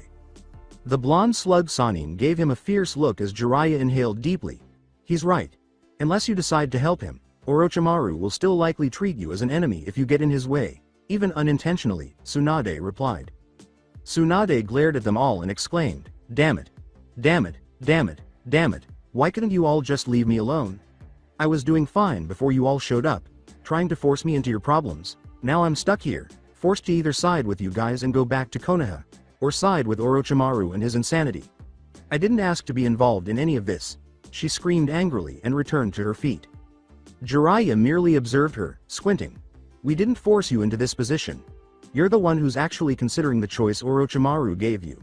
What did the Teme offer you anyways?" he inquired. Tsunade merely gave him a glare. She said angrily, "None of your concern, you damn pervert," and Shizune was the first to speak. The raven-haired apprentice said, he offered to bring back Nawaki and Dan, which made Tsunade spin around in a vengeful manner as Jiraiya swore. Jiraiya turned back to Edo Tensei and said, "I should have guessed. You can't be seriously considering this, Tsunade. Do you even know what would happen?" Tsunade continued, "I'd get my little brother and my love back," but Jiraiya merely shook his head. "You'd get two undead puppets that would be completely under Orochimaru's control. They follow the will of the summoner, who has the power to get rid of them whenever they so choose. Orochimaru would let you have them for as long as he needed to have you around, and then have them slit your throat when he was done with you. Even barring that, do you think either of them would enjoy being yanked back here just to make you happy?" he inquired, only to discover her in front of him, her face covered in rage. "Don't you dare say a damn thing about them. You don't know what they would want. They both were taken away before they had a chance to fulfill their dreams, to live their lives," she yelled furiously at him. Jiraiya simply squinted at her. He said, "Is that why you want to bring them back? Or because you just want them back, no matter what they want?" and surprised Tsunade a little by catching her hand as she attempted to slap him. Her eyes grew wide when she realized he had seen her slap, and then she turned to face him while he was speaking. "I've let you hit me plenty of times when I deserved it. Not this time," he whispered quietly. With a scowl, Tsunade withdrew her hand from him. "What gives you the right to judge me, Jiraiya? You think losing Minato is the same as me losing Dan and Nawaki?" "No, I don't," Jiraiya mutely remarked. "Minato was like a son to me, but Nawaki and Dan were something else to you entirely. Our losses aren't the same. But can you honestly say it's the right thing to do, bringing them back? Look me in the eyes and tell me you think that." Sincerely, Tsunade tried to, but she knew she couldn't say it the moment her eyes locked with Jiraiya's. She averted her gaze and shook with a mix of anger and melancholy. She finally said in a quiet voice, "Damn it, Jiraiya, I just want them back." Jiraiya's expression softened, and he put his hand lightly on her shoulder. "I know, Tsunade, but this wouldn't be the way. Not as tools for Orochimaru. He'd use them against Konoha first chance he got. Do you think they'd want that?" Even as a few tears escaped her eyes, Tsunade closed them. No, they wouldn't. It would destroy them inside," she muttered, her anger having given way to sadness. I want them back. It wasn't fair, they shouldn't have." Naruto stood up from his seat and said, "Life isn't fair," grabbing everyone's attention. His eyes lowered slightly as he spoke, but his face remained soft. "That's something I've learned very quickly. Life won't ever be fair to everyone. I grew up without my parents because they died giving birth to me. My best friend was banished from her clan because of her friendship with me. There was a town in Nami no Kuni that was overrun by a business mogul. The people there made to suffer every day while a good man was executed for trying to protect that village. People suffer and die every day in this world. Because that's how life is. But that doesn't mean we have to live that way. He straightened his assassin's robes and got to his feet. I fought someone recently who believed he had no way to live except to kill everyone, and care only for himself. They believed that because all the pain and misery and loneliness were too much for him to take. He allowed the pain of his past, his unfair life, to twist him into something horrible. And I could have become just like him, if I had chosen to, but also if I hadn't let others around me in and let them save me. While part of Jiraiya grinned at Naruto's remarks, she also wished his godson hadn't grown up so fast and had spent more time as a child. Tsunade-chan. You still have your life ahead of you. If the situation was reversed, if it had been you who died, would you want them to wallow forever in mourning for you? Or would you want them to move on? Tsunade turned to face Jiraiya, his hazel eyes welling with tears, which she then wiped away. She said in a quiet voice, I'd want them to live, just like they would want for me. Shizune got up and walked over to give her mentor a hug. You don't have to forget them, Tsunade-sama. But, perhaps it's time to honor them, by moving forward. Tsunade sagged into her apprentice's arms, trembling a little as she processed her feelings. She was silent for a while before speaking again, this time addressing Jiraiya. I need some time, please, to just gather my thoughts and, make sure I'm ready. I know that's asking a lot with Orochimaru here, but, I need some time. Jiraiya inhaled deeply as he considered his options. He was eager to leave now, before Orochimaru could respond. The longer they lingered, the more time the snake would have to devise a strategy to repel them. Tsunade seemed prepared to go back to Konoha, though. Pressuring her now might make her second. Guess her choice and make her hate the concept even more. He slowly nodded. Okay, Tsunade-chan, he uttered. For now, I'll be dealing with our prisoner here. But we should all stick together as much as possible. Orochimaru will try to come after us, so let's not give him the chance. With a nod, the blonde Sannin left Naruto and Jiraiya in charge of the unconscious Guren and followed Shizune to their room. So, Jiraiya, what do we do with her? Inquired Naruto. I'm going to question her when she wakes up, then we'll be taking her back to Konoha as a prisoner, Jiraiya said. Hopefully, she'll provide us with plenty of intel on Orochimaru's bases and plans. After giving a nod in agreement, Naruto touched the necklace. Jiraiya shook his head and said, should I give this back, since she seems to be coming back? Keep it for now. For all we know, she might change her mind yet again, and as underhanded as it might be, that bet could be used to force her back still, Jiraiya whispered quietly. Naruto nodded and sat down, letting out a quiet moan. He whispered to Jiraiya, Sennin, can you tell me about my parents? Or at least, my dad? Jiraiya turned around and nodded as her eyes widened in response to Naruto's query. The old man said, yeah, just give me a second. I'll make sure Guren is properly secured and the windows and doors are shut. At the table, he turned to face Naruto, who was lying on the futon. He said, well, where do you want me to start? Rubbing the back of his head, the young blonde said softly, I don't know really. They left behind some letters and diaries, so I know some of the stuff they talked about in those, but, I guess just whatever you think is worth talking about, he replied with a smirk. Jiraiya leaned back and contemplated the ceiling. He questioned, making Naruto blink. Do you know how your mom and dad started dating? He said. I remember them talking about it. Mom was kidnapped by some Kumo shinobi, said Naruto. Jiraiya remembered and laughed softly. Your mom barely paid any attention to your dad before it happened, he stated. If I remember correctly, she thought he was a bland, girly boy who wasn't that interesting, beyond the fact that he declared to the class he was going to be Hokage. For the most part your mom barely gave him the time of day, even though he had shown an interest in her. All that changed not that long after they became genin. A couple of Kumo shinobi had infiltrated the village and managed to capture her. They were after her because they figured they could use her to control the Kyuubi, since she was brought to the village to be its new vessel. Your mother managed to leave a trail of her hair, which your father was the only one to notice. Despite just being a genin, he went after her and ended up rescuing her. Jiraiya remembered the story and laughed softly. She was honestly surprised, since like I said before, she thought he was a wimp. But he managed to beat both Kumo shinobi who captured her. And then he complimented her hair, saying how much he loved it, how that was how he was able to find her. It was rather funny since she hated her hair, but after that, she changed her mind. Called it the red thread of fate that brought her and your father together. They started dating after that, fell in love, and were eventually married. Course your mother was rather annoyed your father stole the title of Hokage from her. She had loudly declared she'd be the first female Hokage when she first arrived at the academy. But Minato got the hat, and even if she was a bit miffed at not being Hokage, she still was really happy for him. At that, Naruto laughed a little. Sounds about right, from what I've read about them. Mom's letters and journals are, well, she definitely sounded a bit like a hothead.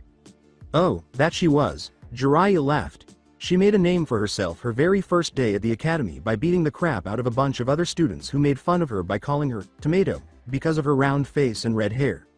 After that, they called her the Red Hot Blooded Habanero because of her temper. It was not something you wanted to be on the wrong side of. Raising an eyebrow, Naruto questioned, speaking from experience? As an observer, Jiraiya uttered a grimace.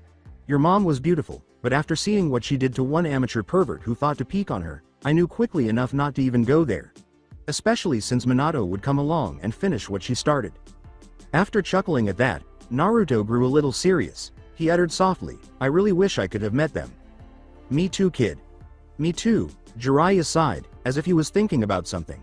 His voice was tentative as he said, listen, Naruto, there's something else.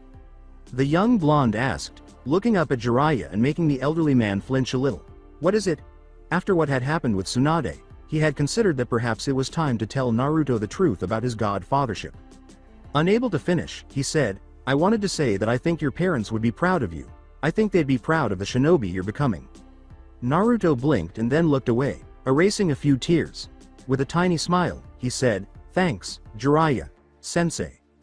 Jiraiya simply nodded and got to his feet. Right, I want you to come secure Guren with me. It might help further your studies in Fuinjutsu seeing me in action, and we want to try and avoid being alone until Orochimaru's been dealt with, unless we absolutely have to, he replied. With a swift nod, Naruto gathered his belongings and trailed Jiraiya to the still, unconscious Guren. Orochimaru sighed in disappointment somewhere. He looked out the window and said, Oh Guren, how could you let yourself be caught? It seems you took too long playing with your prey. He smiled in amusement and shook his head. Oh well, that just makes this game all the more entertaining. Konoha Danzo's Root Anbu were standing nearby as he silently gazed at the reports in front of him, showing no emotion on his face. But if they could read their leader's mind, they would know he was disappointed and frustrated. The attack was not very successful. My plan was to kill Sarutobi and destabilize Konoha to the point where they would considering my candidacy for Hokage. Rather, Jiraiya's forces routed the Suna and Oto forces, and our own Jinchuriki destroyed theirs. Worse still, the Raikage's interference saved Sarutobi, he thought angrily. Since he had kept his forces out of the fight, the invasion itself had not had an impact on his forces. However, Konoha's forces had not been sufficiently damaged or exhausted by the invasion. His home's strength left him feeling somewhat proud, but his pride was overshadowed by his disappointment at not being able to start pushing for the creation of his ideal Konoha. In addition, Sarutobi was attempting to elevate Tsunade Senju to the rank of Hokage by bringing her back to Konoha. His rival's position would be further strengthened by the woman's presence in the village, even if she declined to accept the mantle. Furthermore, there was the issue of Naruto, the Jinchuriki. To be honest, Danzo was taken aback when he learned that Naruto had vanquished the Suna Jinchuriki.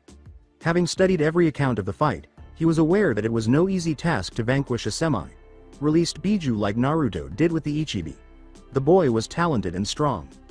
Nevertheless, he is also beyond my grasp. Although he could become even more powerful with my guidance, his deeds have made him a hero in the eyes of this village. The only way I can subdue him is if I take on the role of Hokage. A goal that feels like it's getting farther away from me every day. Danzo put a report down as he started thinking of new strategies. Not everything was going as he had hoped. This failed invasion was one of the main reasons for the strain in his ongoing alliance with Orochimaru. If he was going to get the true power he sought, which, regrettably, was out of his reach as well, he needed Orochimaru because it required the Uchiha clan's eyes. Eyes that Sarutobi's pet assassin had prevented him from seeing. As a result of Mikoto's efforts to forge a stronger bond with the Konoha community and heal the rift that had been growing between the clan and the village ever since Itachi's alleged betrayal, the Uchiha clan appeared to be thriving under her direction. A gap Danzo had been taking advantage of for his own gain. Like his mentor Tobirama Senju and the Nidaime Hokage before him, Danzo had no faith in the Uchiha. However, he was aware of their immense power and eager to acquire it for himself. The Uchiha clan members were among the select few who would not profit from his training techniques, which presented a challenge. Danzo's training aimed to completely eradicate the stress and emotion needed for them to activate their bloodline, which was something that each root shinobi needed to do. Obtaining that power required either allying with the Uchiha or finding a dead one. It was the latter that he would never do. He put the report down and faced the truth of his circumstances. He would have to bide his time until he had another chance to act. He had to keep Konoha safe from the shadows, so his operations had to wait for the time being. He shook his head and started filling out multiple reports, lamenting the fact that he had been unable to get the device that would have given him ultimate control to replace his crippled arm. But it would be his one day. Then he would ascend, becoming the cage of the entire world in addition to the cage of Konoha. In the meantime, Makoto Uchiha silently peered down at her still comatose son who was lying in the hospital bed. The news that her eldest son had come back to the village had come as a huge surprise, made even more so when she discovered that Sasuke had not only followed him but had also been taken prisoner by Itachi in the Tsukuyomi.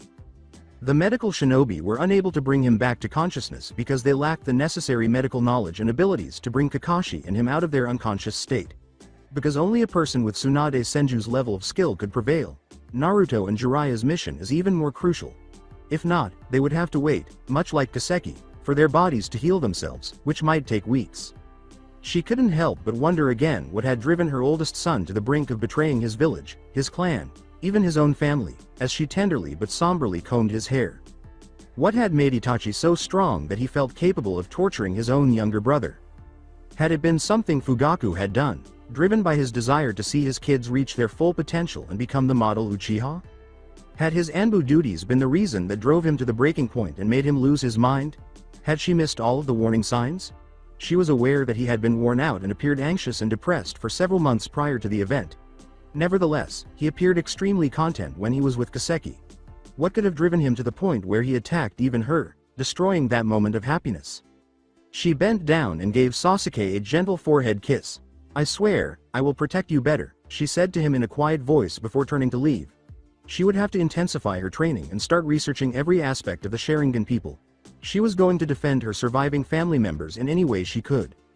Tanzaku District Guren mumbled as she slowly started to wake up, blinking slowly to try and get a sense of where she was. Her vision cleared quickly and she knew she was in a room. As far as she could see, there were no doors or windows, and the only source of light was a candle resting on a table. She was startled out of her daze as she attempted to wriggle free when she realized she was currently strapped to the only other piece of furniture in the room. A chair. Only to quickly come to the conclusion that she was completely immobile. She became aware that she was disconnected from her chakra when she attempted to access it.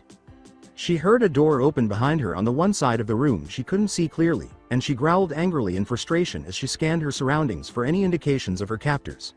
An older male voice said, "Ah, you're awake, I see," and then a large, broad figure appeared in front of her and started to move around. Jiraiya simply grinned at her while arranging a bottle and some food next to the table along with a folding stool. He said, setting out a cup and pouring into it from the bottle. "I take it you've already realized you won't be escaping, correct? Since you can't move or draw upon your chakra," he said. He reached over to her and picked up the cup. "Have some water." Gazing up at him, she spat at the ground, making Jiraiya shrug and take a sip of it. With a, "All right then," he returned to his seat on the collapsible stool. "I'll make this as simple as possible. You're my prisoner. I'm sure Orochimaru knows you've been captured, but he doesn't know where you are. Though I imagine he'll figure that out soon as well. The question is whether he'll risk coming to rescue you. And if he decides not to, then you need to ask yourself what you want to do now." "I refuse to betray Orochimaru. Sama." Guren glared at him and declared defiantly, "If he chooses not to rescue me, I'll happily sacrifice myself for his cause." Quietly, Jiraiya shook his head. As he was saying, "It always amazed me how the Habi Teme could get people to be so fanatically loyal to him. Especially with the horrors he commits on people." Guren began to shake her head angrily and give him a glare.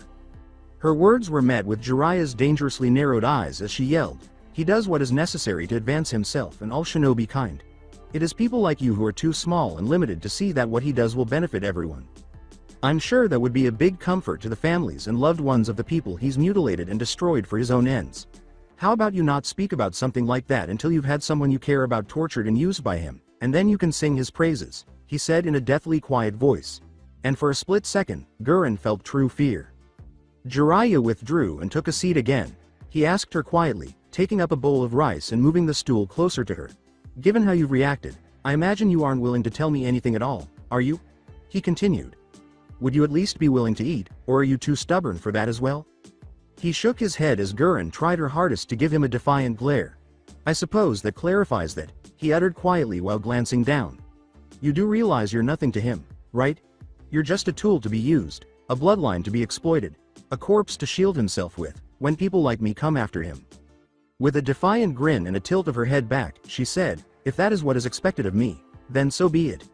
Jiraiya closed his eyes, got up, and stepped back. He said simply, I hope you feel the same way after some time in Konoha prison, before resealing the food.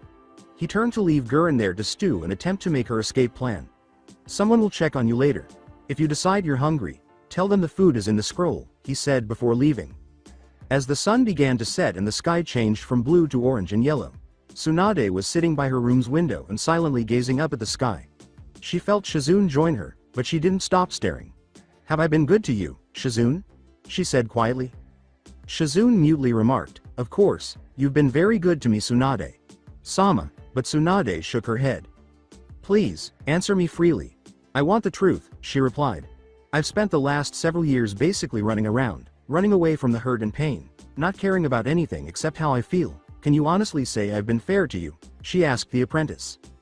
After a brief pause, Shizune placed Taunton down. Obasan, auntie. She softly began, I'll admit there are times where it's been trying.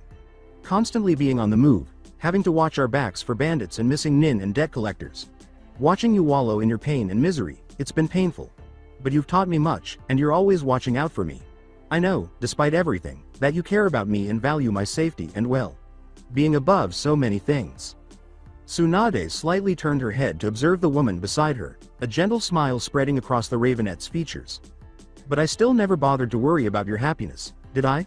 She said gently. Can you tell me you were happy following me around? No, I can't, but I was content. And whatever you choose to do now, I will continue to be content, replied Shizune. Tsunade peered back out the window. Shizune was silently asked, do you think they'd be ashamed of me? By her? The younger woman touched Tsunade's shoulder tenderly. I think they would feel sad that you've let yourself be so miserable and in pain for so long. But no, I don't think they'd be ashamed of you. Not unless you had agreed to work with Orochimaru. Tsunade merely nodded slightly, her own hand reaching up to touch Shizune's. She kept staring out the window and muttered, thank you, Shizune. But not that far away, Orochimaru was observing her silently. My, Tsunade. Chan, I didn't think you'd ever be able to overcome your misery. How unfortunate. I so was hoping you'd help me in taking back what Jiraiya so thoughtlessly stole from me, he said, and then walked away. He laughed and slipped into the shadows of an alleyway, saying, I guess I'll just have to use a different method to retrieve what is mine. Jiraiya, you should have left well enough alone. Now I'll have to do something drastic.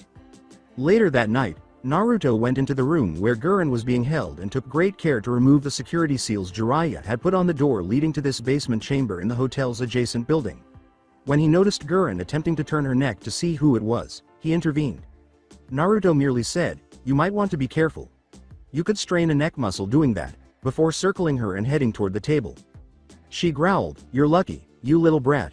One more second and you would have been dead.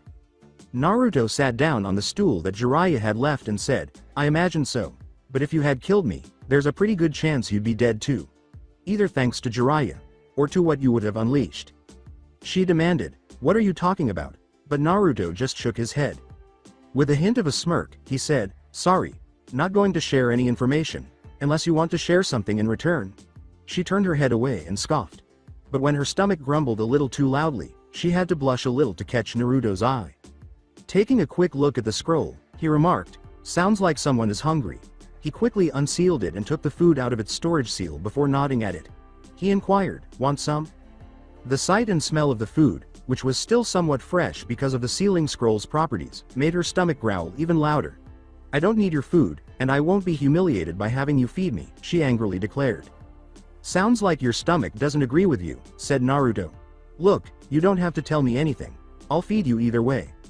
She growled at him, that's not how torture usually works, which made him smile sheepishly. She gave him a glare and nodded silently. Well, Arrow. Sennin didn't tell me not to feed you, so if you want food, he repeated. He took a seat close to her and started feeding her gradually. She chewed, and that was the only sound heard for a few minutes. He finally said something. He asked her, "Why are you so loyal to him?" "What?" her narrowed eyes questioned. He questioned her once more, "Why are you so loyal to Orochimaru? What did he do that made you so loyal to him?" She remained silent for a short while before choosing to say something. "He gave me purpose, a reason to exist. He granted me power. All I have to do is carry out his will. It's that simple," she told him. With a quiet sigh, Naruto took a seat back. "It appears to be a common theme among the individuals I encounter," he remarked softly, earning a bewildered expression from her. "I've run into some people like you. Serving people I'd think are complete bastards, because they were given purpose by them. That sense of gratitude and loyalty," he whispered quietly. When she said, "Then you understand why I serve Orochimaru, Sama," he merely shook his head. "Yes and no. I can't understand how you can't see he places no true value on you, beyond what you can do for him. He'll toss you aside the minute your worth is up to him. That's what he did to my sensei, and she was absolutely loyal to him, until he betrayed her," Naruto said, causing Guren to scream. "Do not speak of Orochimaru Sama that way. He saved me, and I'll do whatever I need to for him," she replied. She glared at Naruto more as he asked, "Even if that meant killing someone you care about?"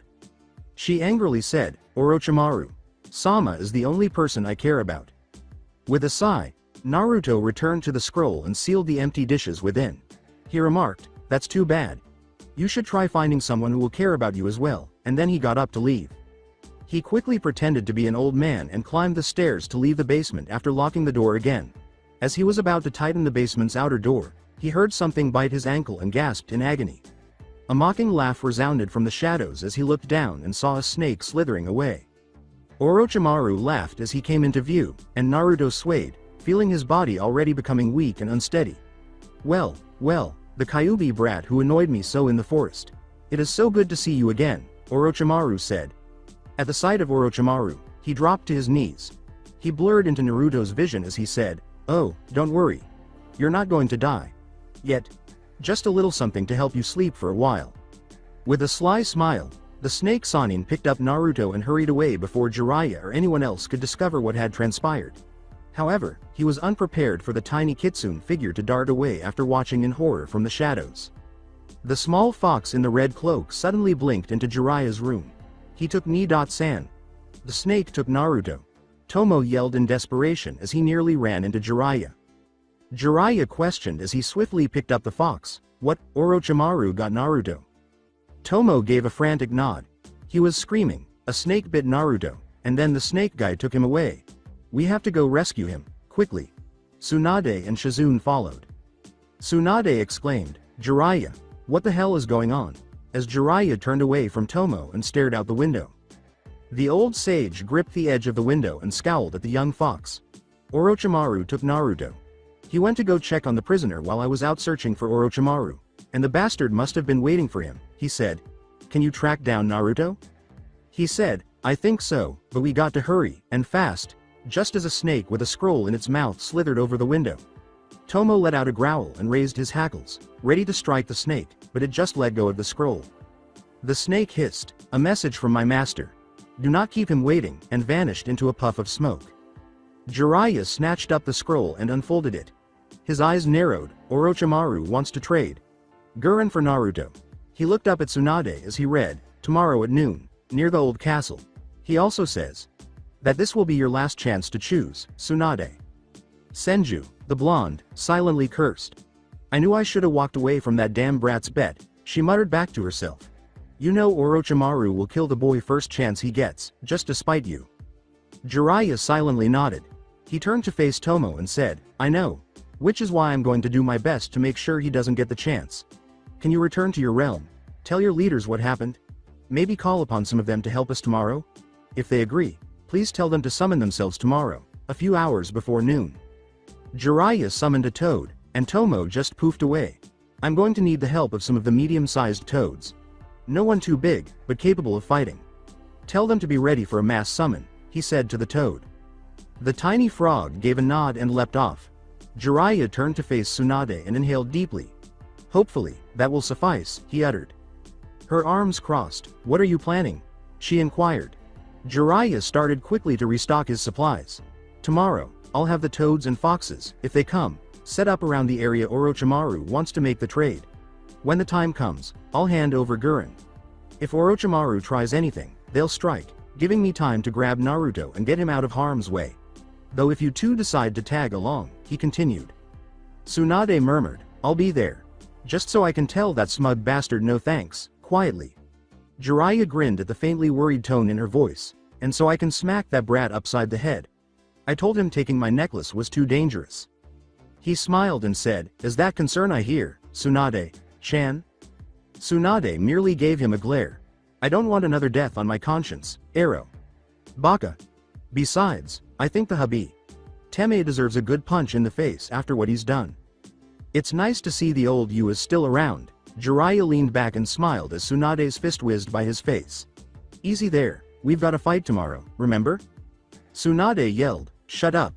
Let's finish planning and get some sleep," as the three shinobi started making plans for the next day. Unknown place Naruto let out a groan as he slowly awoke, his head pounding and his body stiff and sore. He awoke slowly on a room's floor, sensing that his arms and legs were bound. He looked around slowly, trying to get his bearings, but stopped when he noticed several snakes staring at him, their forked tongues occasionally slithering out and their eyes glinting in the candlelight. Orochimaru's hissing, slithering voice said, "Ah, I see you're finally awake," as the boy turned to face the pale skin Sani. "Do not worry, my friends, there will not harm you, unless you try to escape." Naruto tried to concentrate while squinting his eyes. He felt the absence of his weapons on his back and by his sides, and he was unable to sense his chakra. He could still feel the hidden blade bracers around his wrists, but with his arms bound behind his back, he knew that using the blades to free himself would probably lacerate the underside of his arms as well, severing his veins and possibly killing him. Seeming to figure out what was going through the boy's mind, Orochimaru laughed. "Indeed, you won't be able to use those little blades of yours, unless you wish to die escaping. Instead, why don't you simply sit there and relax? Once noon comes around, I'll return you back to Jiraiya-chan," he said with a joking voice. Orochimaru laughed even harder when Naruto gave him a glare. "My oh my, you definitely did get your mother's fierceness, didn't you? She was quite something. Brave, powerful, so very strong. Ah, if only I had been able to experiment on her, the things I could have learned about the Uzumaki in a Jinchuriki. Course, your father would have had some things to say about that, I think. Perhaps I should have paid more interest in him, considering the potential he revealed. He would have progressed much farther under me than Jiraiya. Perhaps he would have even survived sealing the Kyuubi in you that night." That incited Naruto to growl, "My father would have turned into a sociopathic murderer under you," to which Orochimaru responded with a laugh. Orochimaru shot back, giving Naruto a confused look. "Oh, but it was fine for him to learn from a coward who continually failed to act when he needed to?" Naruto asked. "Jiraiya-chan isn't the noble, powerful ninja he likes to portray himself as. After all, when he had the perfect moment to strike me down, he hesitated, too cowardly to kill his friend and teammate. And then of course, there's you, unable to be there for his favorite student's son, his own godson," Orochimaru said with a sadistically joyful hiss. When Naruto heard those words, his eyes grew wide. He asked, his voice quiet and heavy with shock, "What did you say?" Orochimaru merely smiled. "He still hasn't told you? I thought it was possible, but to actually hear it. Yes, dear old Jiraiya-chan was made your godfather by your father. Seems like he made such a poor choice, considering my spies told me about how he was never there for you. And even now, he still was too cowardly to tell you." Orochimaru simply smiled at Naruto as he lay there, stunnedly staring at him as he tried to comprehend what had just been said. With delight, he stood up and remarked, "This should definitely make things more interesting tomorrow. I might stick around to watch the fireworks." He continued, "Don't worry. I'll make sure you get to ask Jiraiya-chan why he was never there for you," before vanishing from Naruto's field of view. The blonde assassin appeared oblivious, fixating on the blank space in front of him in shock. Home of the Uchiha clan in her room, Kaseki stood and made an effort not to glance at the unopened scroll resting on the bedside table. She was aware that if she glanced at it, she would become entangled in the psychological and emotional turmoil surrounding reading the scroll Itachi had left for her during his most recent incursion into Konoha. She'd struggled for the last 4 years to accept her fiancé's death, but she could easily lose any progress she'd made in getting over Itachi killing her father with that scroll. Nevertheless, despite everything, a part of her was curious as to what he thought was significant enough for her to know. She still harbored feelings for him and hoped for a miracle to return and grant her wish to have him back. Even though she knew it was impossible, a part of her refused to perish. She went to the table and fixed her gaze on the scroll. She could set it on fire. Stop letting it divert her every time she went home, every time she had a quiet moment to reflect on those happy times she had shared with Itachi in the past. When everything was straightforward and easy. But could she really live with herself having rejected him when his actions had saved the clan and the village from such agony and suffering? A number of Uchiha were killed by him and Raphael, but the remaining members of the Uchiha clan managed to survive the ordeal because of them. Not only that, but they're beginning to thrive once again. The mistrust between Senju and Uchiha had strained the clan's relationship with the village, but Mikoto's actions over the previous 4 years had strengthened that relationship. This was caused by Itachi, who assisted in eliminating the more dangerous elements that were putting the Uchiha clan and the rest of the village in danger of colliding. The Uchiha who had desired to portray themselves as the victims in order to justify the suffering and deaths they would inflict upon others. Quietly shaking her head, she reached for the scroll and made up her mind. Her cat stretched slowly before climbing onto her lap and cuddling there as she sat down on the bed and cautiously opened it with trembling hands. She stopped and turned to face the cat, the present that had made her feel differently about Itachi and gladly accept their future together. She unrolled the scroll with one hand, petting his head slowly as she saw writing and a storage seal. Kaseki, I wish to apologize for our encounter by the river. I had to keep up my cover at the moment, but that made it no less easy watching Kisame fight you and being unable to come to your assistance. I leave you this message and the contents of the storage seal to let you know that I still love you, and that I hope that you are finding happiness and joy in your life. I pray that some merciful deity grants me the chance to return to Konoha one day, and to earn back the love you had for me, though I know I am not deserving of it. In the meantime, please be well and safe. Sincerely, Itachi. His words made her bite her lower lip as she struggled to control the new feelings that were emerging. She wiped away the tears that were welling up in her eyes until she felt a paw land on her chest and a soft meow. The cat was staring up at her with his green eyes when she opened her eyes and looked down. She smiled a little and gave him another gentle stroke of his head. She heard him purr as a result of her actions, and then she went to the storage seal and opened it. Her eyes grew wide when a tiny pendant that was sitting on a box of pocket pops out of the seal. It was a simple object, a silver circle pendant hanging from a leather cord. However, the focal point was a blue crystal-shaped heart. She lifted it slowly and silently examined it. Even though Kaseki had always wanted to be a princess, she wasn't a big fan of flashy or pricey jewelry. She was more into something plain, like this pendant. As she put it on and carefully tucked it under her clothes, she couldn't help but smile a little bit and enjoy the sensation of the cool metal against her skin. She wiped tears from her eyes once more as her heart grew heavy with emotion, a mixture of sadness and happiness.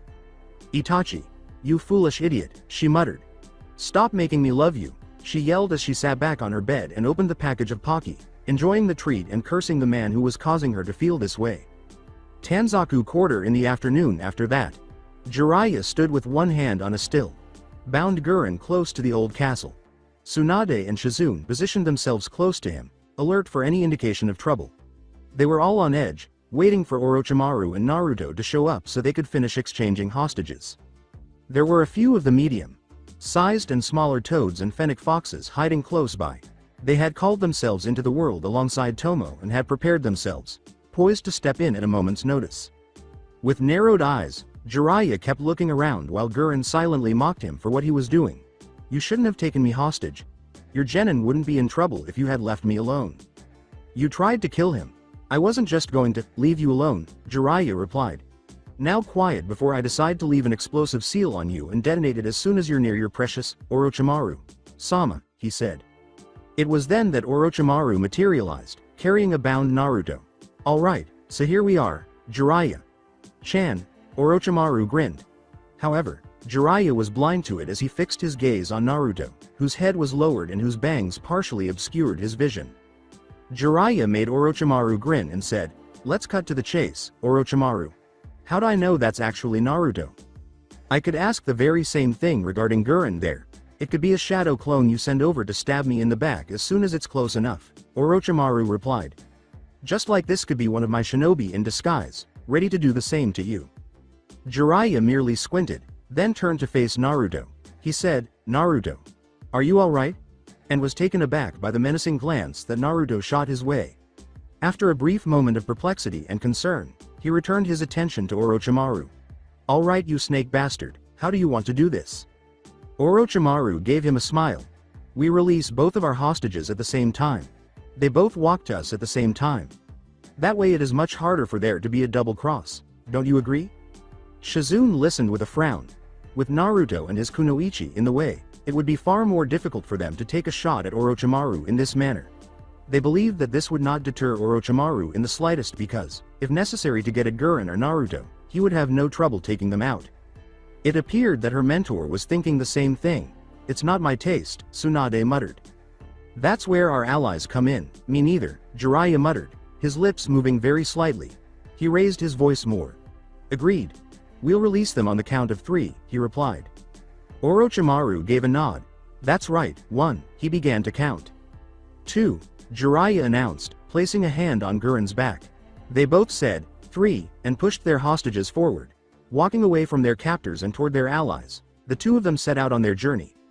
Whereas Orochimaru was relaxed and grinning subtly, the Konoha shinobi were on edge, waiting for a double cross at any minute. Orochimaru spoke up as soon as the two hostages met at the halfway point. Hold a moment there please, there's something I would like to see first. As Jiraiya, Tsunade, and Shizune tensed up and assumed combat stances, Orochimaru pivoted to face Naruto's back. Naruto-kun, isn't there something you'd like to say to my former teammate? Something about that little tidbit I told you about? Orochimaru laughed. Naruto gave Orochimaru a venomous glare over his shoulder as he continued to shake his head and smile. He slowly withdrew a sword from his mouth and said, Now, that won't do at all. I really must have my entertainment before I leave. A sword with a straight blade and a guard against snakebite. Now, please ask Jiraiya if what I told you was true, or I'll be forced to let my Kusanagi here give you a little kiss. Before speaking, Naruto turned away and gave Jiraiya a glare. With hard blue eyes, he demanded, Are you my godfather? Jiraiya tensed up, his mouth falling open and his eyes widening in dismay. That caused Naruto's eyes to narrow, and Jiraiya's response was sufficient. There was the sound of Orochimaru laughing behind him. Then he gestured to Guren. Oh wonderful, wonderful. Exactly what I was hoping to see. Such wonderful entertainment, he exclaimed. Now that the kunoichi had advanced, Naruto had begun to advance a little bit as well. Until Orochimaru spoke once more, that is. There is one little extra matter, I'm afraid, Naruto, if I understand correctly, my dear sweet former student and someone she seems rather close to were responsible for killing a rather invaluable tool in my arsenal. And I understand, you're rather close to both of them, he said, the blade raised and beginning to glow. Jiraiya cried out, getting ready to charge forward. Get down. He doesn't need to worry, because a tiny red blur shot off the wall and grabbed hold of Orochimaru's arm, biting it viciously and sending the snake Sanin into a fit of agony as Tomo bit into the arm that held the sword. As more fennec foxes poured over the walls or appeared to emerge from the ground, Naruto threw himself forward, rolling on the ground and righting himself to now face Orochimaru and Guren. A large fennec fox, about the size of a wolf, shot a fireball at Orochimaru as Tomo let go of his grip and scrambled away. The snake Sanin swiftly dragged Guren away and extended his sword blade to stab Naruto in the side. However, a toad suddenly materialized and slammed down a massive shield, blocking the piercing blow even though the tip bit through the shield almost completely. Observing that the moment had passed, a sizable cluster of summoned animals was rapidly encircling him, and a furious looking Jiraiya was charging in his direction. Orochimaru made the tactical retreat decision. The fennec foxes and toads stopped to watch him retreat, and he yelled, Until next time, Jiraiya. Chan. Have fun explaining things to your godson. And Tsunade. You should have taken my offer, before hurriedly leaping away with Guren under his arm. With a scowl, Jiraiya turned back to the others after his former teammate withdrew.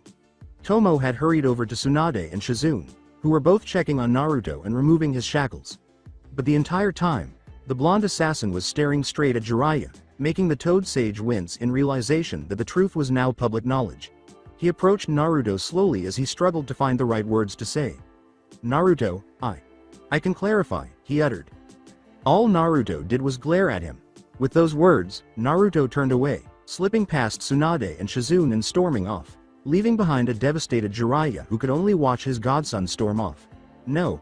I don't think you can. After giving him a brief sympathetic glance that was tinged with a I told you so expression, Tsunade and Shizune left Jiraiya behind as he struggled to accept the possibility that he might have lost Naruto forever. After Orochimaru forced the truth about Jiraiya's relationship with Naruto to the public, it was a rather tense trip back to Konoha, Throughout the entire journey, the fair-haired genin had remained largely quiet, spending most of her time with Tomo and only speaking when required. Knowing that Naruto would likely ignore him at best and attack him at worst, Jiraiya decided not to try to engage the boy.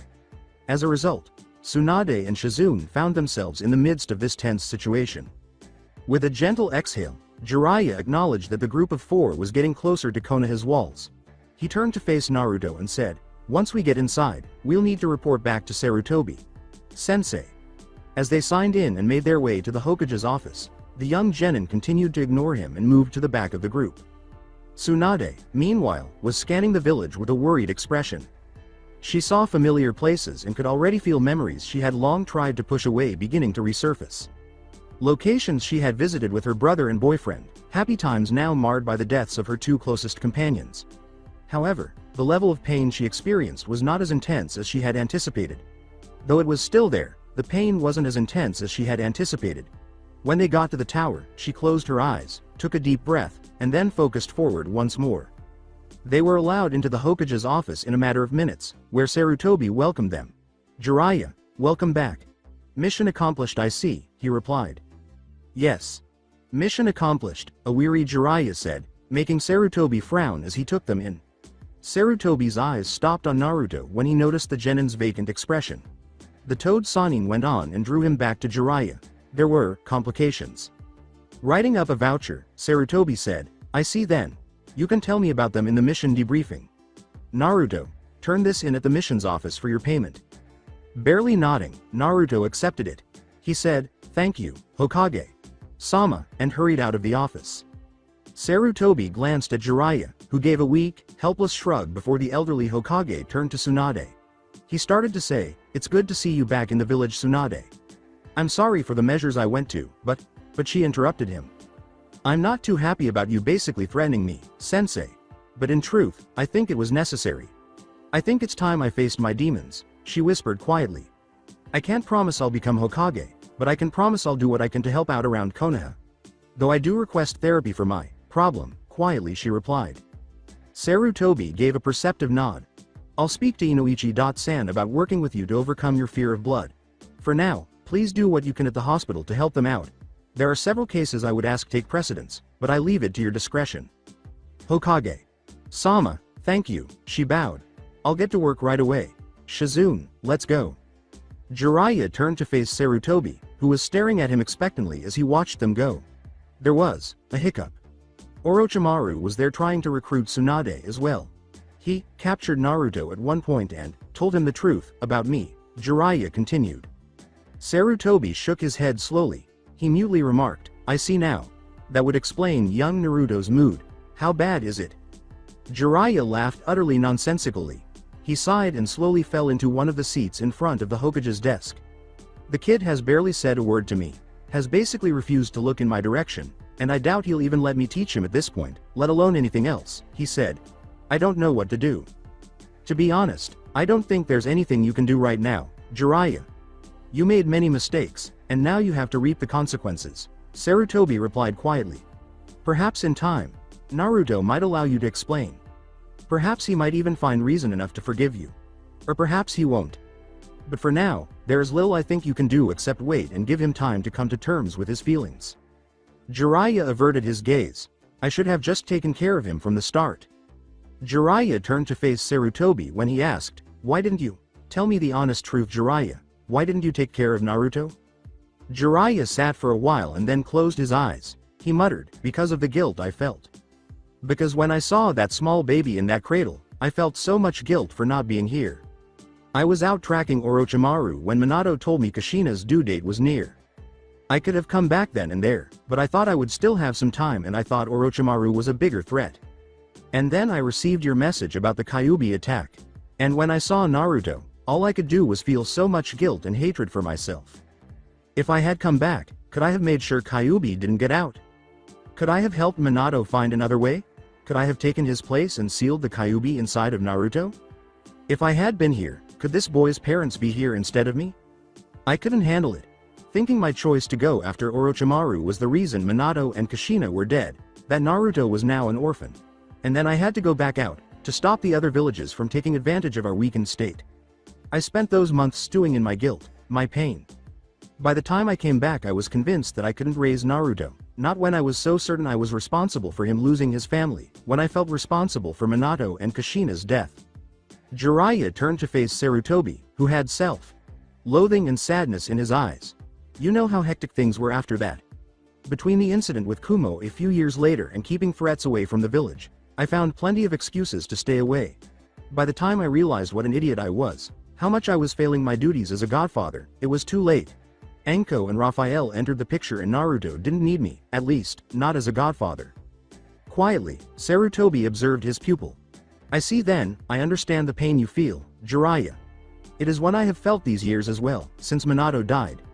It does not mitigate your failure, but I understand why you chose the path you did. Jiraiya merely snorted. With a quiet, doesn't matter now, he got to his feet. He said, his voice lifeless and worn out, do you need anything else, Hokage? Sama? Sarutobi shook his head slowly. No Jiraiya, you're dismissed. Jiraiya merely nodded and vanished in a shunshin, leaving Sarutobi to sigh deeply and in exhaustion while gazing at the area his pupil had taken up. At the moment, Naruto was perched atop the Hokage monument and was looking down at Konoha. After getting his mission payback, he decided to come up here right away to get some alone time and process what had happened. For the first time, he felt old emotions from the past rise up as he looked blankly at the Konoha buildings. Naruto had been suppressing growing feelings of hopelessness and rage towards the Konoha people when he was younger, both before and even after Raphael and Anko entered his life. The ones who attacked him, despised him, and chose to ignore him. He had buried it under his will to establish his credibility and win their acceptance. His interactions with his sensei, his makeshift family, had begun to lessen those emotions. They had given him credit. They had supported him even after learning the truth about him. Spending time with him, assisting him, and training him. They had given him credit. However, those emotions had lingered and were impossible to forget. They had left their mark on his heart and recollections. And they returned with a vengeance, knowing now that there had been someone who was meant to look after him, who could have saved him from having to live the life he did. Naruto felt someone was following him, but he kept his eyes fixed forward. As the person sat down next to him, he continued to look out over the village without turning. Subtly, how did you find me? He inquired. Sitting next to him, Hinata whispered, Tomo came and told me, before you went back to the summoning realm. Naruto sighed and cast a sidelong glance. It appeared that his friend and familiar was still trying to watch out for Naruto even though he had been called back to the Fennec Fox realm to continue his training. Hinata continued, keeping a close eye on Naruto, he told me something bad happened on your mission, but nothing else. I think he wanted me to be here for you. That seems about right, Naruto remarked. I doubt you'd leave if I said I wanted to be alone? Hinata gave a headshake. You know I'm not going to do that, Naruto-kun. Something happened and after all you've done for me, I'm going to return the favor. With a sigh, Naruto shut his eyes. I don't know if I want to talk about it. Then don't. We can sit here together, saying nothing if you want, but I'm not going anywhere right now, she said to him. Shrugging in resignation, Naruto looked back over the village, Hinata seated beside him. After a while, the two were silent, and then Naruto decided to say something. How have things been while I was gone? He inquired. Decent. We've finally cleared out most of the rubble and almost all the missing have been accounted for now, Hinata informed him. Been pretty busy still between patrols and taking missions to help keep up appearances. Nice thing is, I've been able to spend time with my Ka-san and Hanabi, she grinned softly. At last, Naruto turned to face her, a strained smile on his lips. He whispered, that's wonderful, understanding how much she had missed Hanabi and Hitomi. I hope things have been going well for them as well. Hinata smiled slightly and nodded. For the most part. Hanabi is still recovering from the incident with the Kumo shinobi. But Ka-san has been supporting her ever since. It seems some good came of those Kumo bastards trying to kidnap them, as now Hiashi-san has left Hanabi in Ka-san's care. Naruto gave a slight sneer. He asked harshly, turning to face the village. Of course. Why should he care to try and help his own children out? Why should he be there for them when they need him most? Why should he care about how much they've suffered? Sensing that Naruto wasn't fully discussing what she had mentioned, Hinata very delicately covered one of his. He was just staring out over the village, seemingly unaware of anything. What would you do if you found out that the worst things you suffered through could have been avoided? That the only reason you did suffer through them was because someone else didn't do what they were supposed to do? He abruptly asked her. Hinata observed him with a frown. She asked, "What do you mean?" to him. "What would you do if your earliest memories were of nothing but loneliness, pain, fear, anger, and to a degree, hatred?" He said quietly. "What would you do if the earliest memory you have is sitting in a room, crying out for someone to come make you feel better because you're alone, hungry, filthy, and scared of the dark? And nobody came, except to yell and scream at you to shut up?" He asked, his tone becoming increasingly erratic. "And what would you do if you found out the only reason you went through all of that was because someone who was supposed to take care of you was never there for you?" Holding his hand, Hinata mutely uttered, "I don't know. I honestly don't know, Naruto-kun." Naruto laughed sarcastically.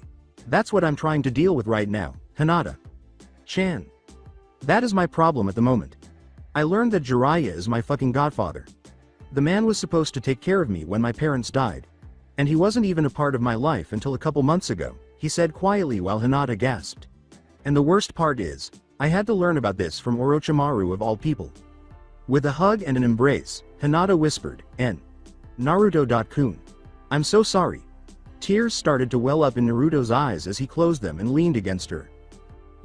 Why damn it, why couldn't someone be there for me from the start? My parents died facing Kyuubi. That old bastard couldn't be bothered to be there for me. No one was there for me until Anko and Raphael. Why? He said, shaking his head. "Why damn it, why? Why?" When Hinata's emotions finally boiled over, he half cried, half yelled to the empty sky, but all he did was hold on to him. She stayed by his side the entire time, encouraging him to finally release all he had been holding inside for the previous few days. She silently encouraged him as he allowed his feelings to take control, just as he had done for her when she was banished from her clan. After a while, he eventually became calm and sat with his head hunched over, breathing heavily. It took him a few moments to realize he was leaning against her and that her arms were still around him. A weak half smile formed on her face as he looked up. With a soft, "Thank you," he spoke. She smiled softly and said, "You don't need to thank me.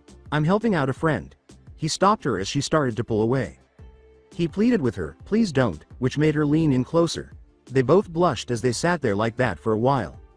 At last, Hinata raised her voice. "Naruto-kun, I'm sorry, I don't have any answers for you. I wish I could help you to understand, help you work through all of this.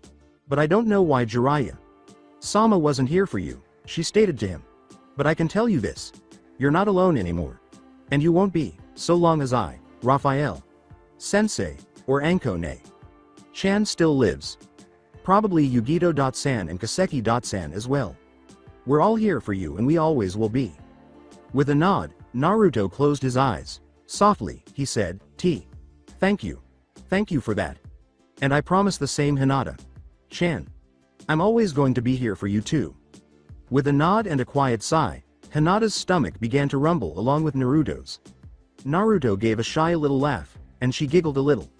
"Want to go grab some food?" "This is my treat," Hinata said as she got to her feet. Pulling out the Ryo he had received from the missions counter, Naruto countered, "I'm the one who just got paid." With a simple smile, Hinata lowered his hand. She said to him, "Maybe, but I still want it to be my treat." Naruto simply nodded, blushing a little in the process. He said, "Okay, then. If you insist, where shall we go?" As the two began their descent down the mountain. Tsunade was already hard at work at the hospital. As soon as she got there, she got in touch with the head doctors and started treating some of the worst injuries together. Shizune handled cases involving more visible wounds, while Tsunade handled cases involving internal injuries due to her fear of blood, which was triggered by the traumatic deaths of her lover and brother.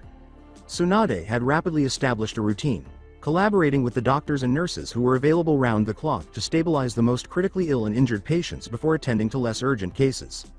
She was currently waiting for the next patient to complete getting ready so she could attend to two distinct injuries. As her medical jutsu worked, she was currently standing over Sasuke Uchiha with one hand over his head. Makoto Uchiha was standing close to her, nervously observing her son. "He will be all right," Tsunade reassured her. Makoto just nodded and observed as Tsunade withdrew her hand and Sasuke started to slowly stir. He might need to go through therapy for any mental or emotional trauma from what he witnessed, but physically he should be all right. Makoto was at his side in an instant, gently holding his hand as his eyes opened. She said, Sasuke, can you hear me?" as she noticed him blearily glancing around before focusing on her. He muttered, Ka-san. Is that you? Makoto nodded and gave him a tender hug in response. She whispered, "It's me, sweetie. I'm here," while holding onto him while he was still waking. Tsunade started the same procedure on Kakashi Hitaki after leaving them to attend to the other patient. She gave the Junin a slight shake of her head. It was difficult to avoid hearing about Kakashi's exploits, so she was aware of his reputation. It was clear to her that his opponent had been extremely dangerous when she saw him arranged this way. She withdrew her hand and watched as the Junin opened one bleary eye. She asked, "Kakashi-san, how are we feeling today?" And he blinked at her. "Weary," he said. "Tsunade-sama, what are you doing here?" She just let out a sigh and started using a diagnostic jutsu to examine him. "Getting you back on your feet, along with everyone else laid out by the invasion it seems," she said with a nod. "Get some rest and some solid food in you and you should be good to go. As well as therapy for whatever you went through under that genjutsu," she said. That made Kakashi shudder, and he briefly closed his eye. Tsunade nodded and he said softly, "That's a good idea," before returning to see if Sasuke was sitting up at this point. She frowned as she noticed that the boy's eyes seemed a little lifeless and dull, making her wonder what exactly he had gone through. Her eyes darted over him. "He needs food and rest, but he should be fine physically," she said, to Makoto's relieved smile. She said to Tsunade, "Thank you. I'll make sure he gets both," and Tsunade nodded before leaving. She paused upon seeing the woman outside the door, her gaze falling on the hood that was now lowered, and the somewhat similar bracers on her arms to those of Naruto. She asked the young woman, who just bowed her head, "Can I help you?" Tsunade nodded in response to a quiet, "Thank you, but no, I'm Kaseki Uchiha," accompanying Makoto. "Sama," Kaseki said. "I see then," she remarked, assessing the girl's overall appearance. "Well, Sasuke is awake now if you wish to see him. If not, please make sure to keep quiet and out of the way. We've got a lot to do," she continued. She couldn't help but notice, though, how similar the woman's gear and attire were to Naruto's the entire time. The girl appeared to be a member of the same group that Jiraiya had indicated, the ones who had taken in and trained Naruto. A later time, she would have to ask Sarutobi more about them. She had more patience to save for the time being. Anko groaned contentedly in another room as she completed her light stretching. She muttered, "Finally, we can get out of here," as Raphael emerged from behind a partition he had been adjusting. He grinned and said, "It'll be good to breathe fresh air again," to the woman who was letting them leave the hospital. "Thank you for overseeing our release." With a smile, Shizune gave them a nod. "It was my pleasure. I was happy to help you both out, after what Naruto did for Tsunade." "Sama," she replied. Anko remarked, "I'm just relieved the Gaki is back. Didn't feel right not having the whole team in Konoha." After giving a nod, Shizune reviewed the notes regarding their conditions. "Just remember that you both are to keep your physical therapy appointments and are not to train or go on active duty for at least 2 weeks. At which point you may resume light training and light duties until further notice," she said, causing Raphael to sigh and in. Raphael nodded and said, "Understood. Thank you, Shizune-san," before he and Anko left. Watching them go, Shizune sighed, hoping they wouldn't be too upset if they did happen to run into Naruto. She had told them that Naruto was taking her and Tsunade to Konoha, but she hadn't told them about what had happened in the last moments of the mission because she didn't want to worry them and didn't feel like it was her place. Feeling satisfied that she was able to apply the abilities Tsunade had taught her, she straightened the room before leaving to complete her other responsibilities for the day. Ramen Ichiraku with a slurp of more noodles, Naruto set his bowl down and grunted in satisfaction. He said, Thanks again Hinata. Chan. I really missed Ichiraku," to which his teammate merely grinned. "I'm happy you're enjoying it," she said, appreciating that she had limited his amount. She didn't need him to abandon her while she was eating a lot of ramen.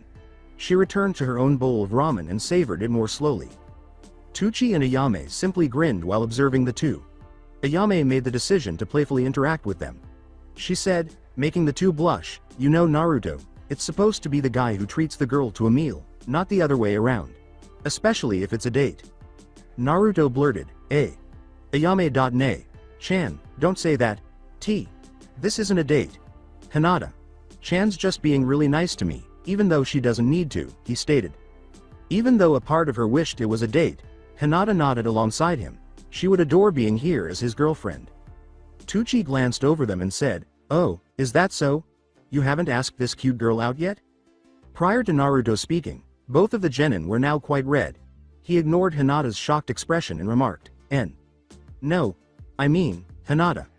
Chan is awesome and badass and strong, but also really sweet and kind and cute. B but it might be kind of weird, since we're teammates. With a knowing glance, Ayame approached Hinata. She gestured to Hinata and nodded toward her mostly empty teacup. Can I get you a refill? Ayame leaned over to get it while whispering to Hinata, who nodded. You know, I think he does like you. Hinata simply flushed more, experiencing a feeling of shyness she hadn't experienced in a while. Just as she opened her mouth to reply, someone came around the back of the ramen stand. Hinata Miyadarashi? As Hinata turned, she saw one of the members of the Hyuga branch behind her, and her eyes narrowed. As he spoke, there was no emotion on his face. Hiashi Hyuga requests your presence at the Hyuga estate tomorrow at 1, along with your guardian Enko Midarashi. At that, Hinata's eyes narrowed. About what, exactly? With a slight snarl of frustration from Hinata, the Hyuga said, I am not at liberty to say. Hokage Sama has also been informed and will be present at the meeting. Please dress formally, and walked away. Naruto asked, what do you think he wants? With a simple shrug, Hinata returned to her ramen. I don't know. I'd assume it'd either be regarding me saving my Ka-san and Imouto, or it'd be about me beating Neji-san. Either way, I'm not exactly eager to find out, she said with a grumble. Enko turned to face them and said, find out what? As she stepped into the stand and smiled. She continued, knew we'd find you two here, as Raphael came in. He said, it's good to see you, Naruto, and the character grinned before standing up and giving them both a hug. He worriedly asked them, I'm glad you two are out of the hospital, is everything okay? Enko simply gave a nod. Oh yeah. We just need to do some physical therapy and take it easy for a bit, and then we'll be back out there in no time, she replied. And how about you? Heard you had a run-in with my bastard of an ex. Sensei, she continued. Reminded of what had happened, Naruto stiffened and tried to appear composed. Oh yeah, no problems. Had a bit of a scare when the kunoichi with him tried to kill me, but everything's fine, he replied. Oh, I see, Enko crossed her arms. You can't fool me, Naruto. I practically invented the fake I'm fine bit, she replied. Biting his lip, Naruto turned away. He took a deep breath when he felt a hand grab his. Glancing over, he saw Hinata gently squeeze his hand. I'll tell you both, but after we get done eating here. I don't want to cause a scene here. At that, Raphael gave a nod. He sat down, and Enko followed suit. Very well then. Perhaps we shall join you, he said. Out of the corner of their eyes, the two watched Naruto, curious about what he was currently hiding. That evening, after gazing down at the sake saucer in front of him, Jiraiya picked it up, drank it, and then poured himself another. After merely meandering through Konoha or gazing aimlessly, he had been there for approximately 60 minutes. He had been either in a daze or deep in reflection and regret the entire time. The latter had caused him to go to the bar in an attempt to temporarily dull the pain and guilt by getting drunk. He didn't even turn to look at the person behind him as he raised the saucer once more. He remarked, I'm guessing you heard, as the figure took a seat beside him. You could say that, Raphael remarked while observing the Sannin as he consumed the second saucer. Naruto told Enko and I about the mission. Jiraiya just poured another sip of sake for himself. I see then. I'm honestly surprised Enko isn't here trying to kill me, he replied. It would be a better idea if I came instead, but she wanted to, Raphael said, gesturing to the bartender for his own drink. Last thing she needed was to end up in jail after just getting out of the hospital. Jiraiya just stared down at the empty saucer, not answering. Before he could say anything, Raphael quickly got his own drink and took a sip. So, I guess now it makes sense as to why you didn't want me near Naruto this whole time. You thought I was corrupting him. Yes, to some extent, Jiraiya replied. I was afraid of that, but I was also jealous. Jealous because you had and still have a strong relationship with him. Raphael shot back, you've got no one to blame for that except yourself, which made Jiraiya chuckle ominously. He replied, oh, I know it perfectly. Trust me, I know I've been a hypocritical bastard this entire time. I wasn't willing to take care of him but was all too eager to stop someone else from doing what I should have done. Raphael turned to face him, curiosity in his brown eyes. I don't suppose you'd be willing to tell me why you weren't there for him. It might help me choose whether I'm willing to help you or keep you as far away from Naruto as possible. Jiraiya finally pushed the sake saucer away as she continued to stare at the counter. I think it all stems from one unavoidable fact of my life. I am nothing but a failure. Dead last at the academy no matter how hard I trained and studied and tried. I was the one who nearly failed Sensei's test when we were assigned to him as genin. When my team made it to the finals of our first Chunin exam, I didn't even get past the first round while Tsunade-chan put on a hell of a display and Orochimaru won the whole damn thing, of course. By the time I finally made Chunin, my teammates were both already well known and Orochimaru was on his way to becoming a Junin. Even in the fight that earned us our title of Sannin, I was the weak link. The one who needed to be helped. With closed eyes, Jiraiya reclined. When Tsunade lost her Nawaki, her Otuto, little brother, and Dan, her lover. I couldn't do anything to help her out. Despite my best efforts, she never recovered from either of their losses.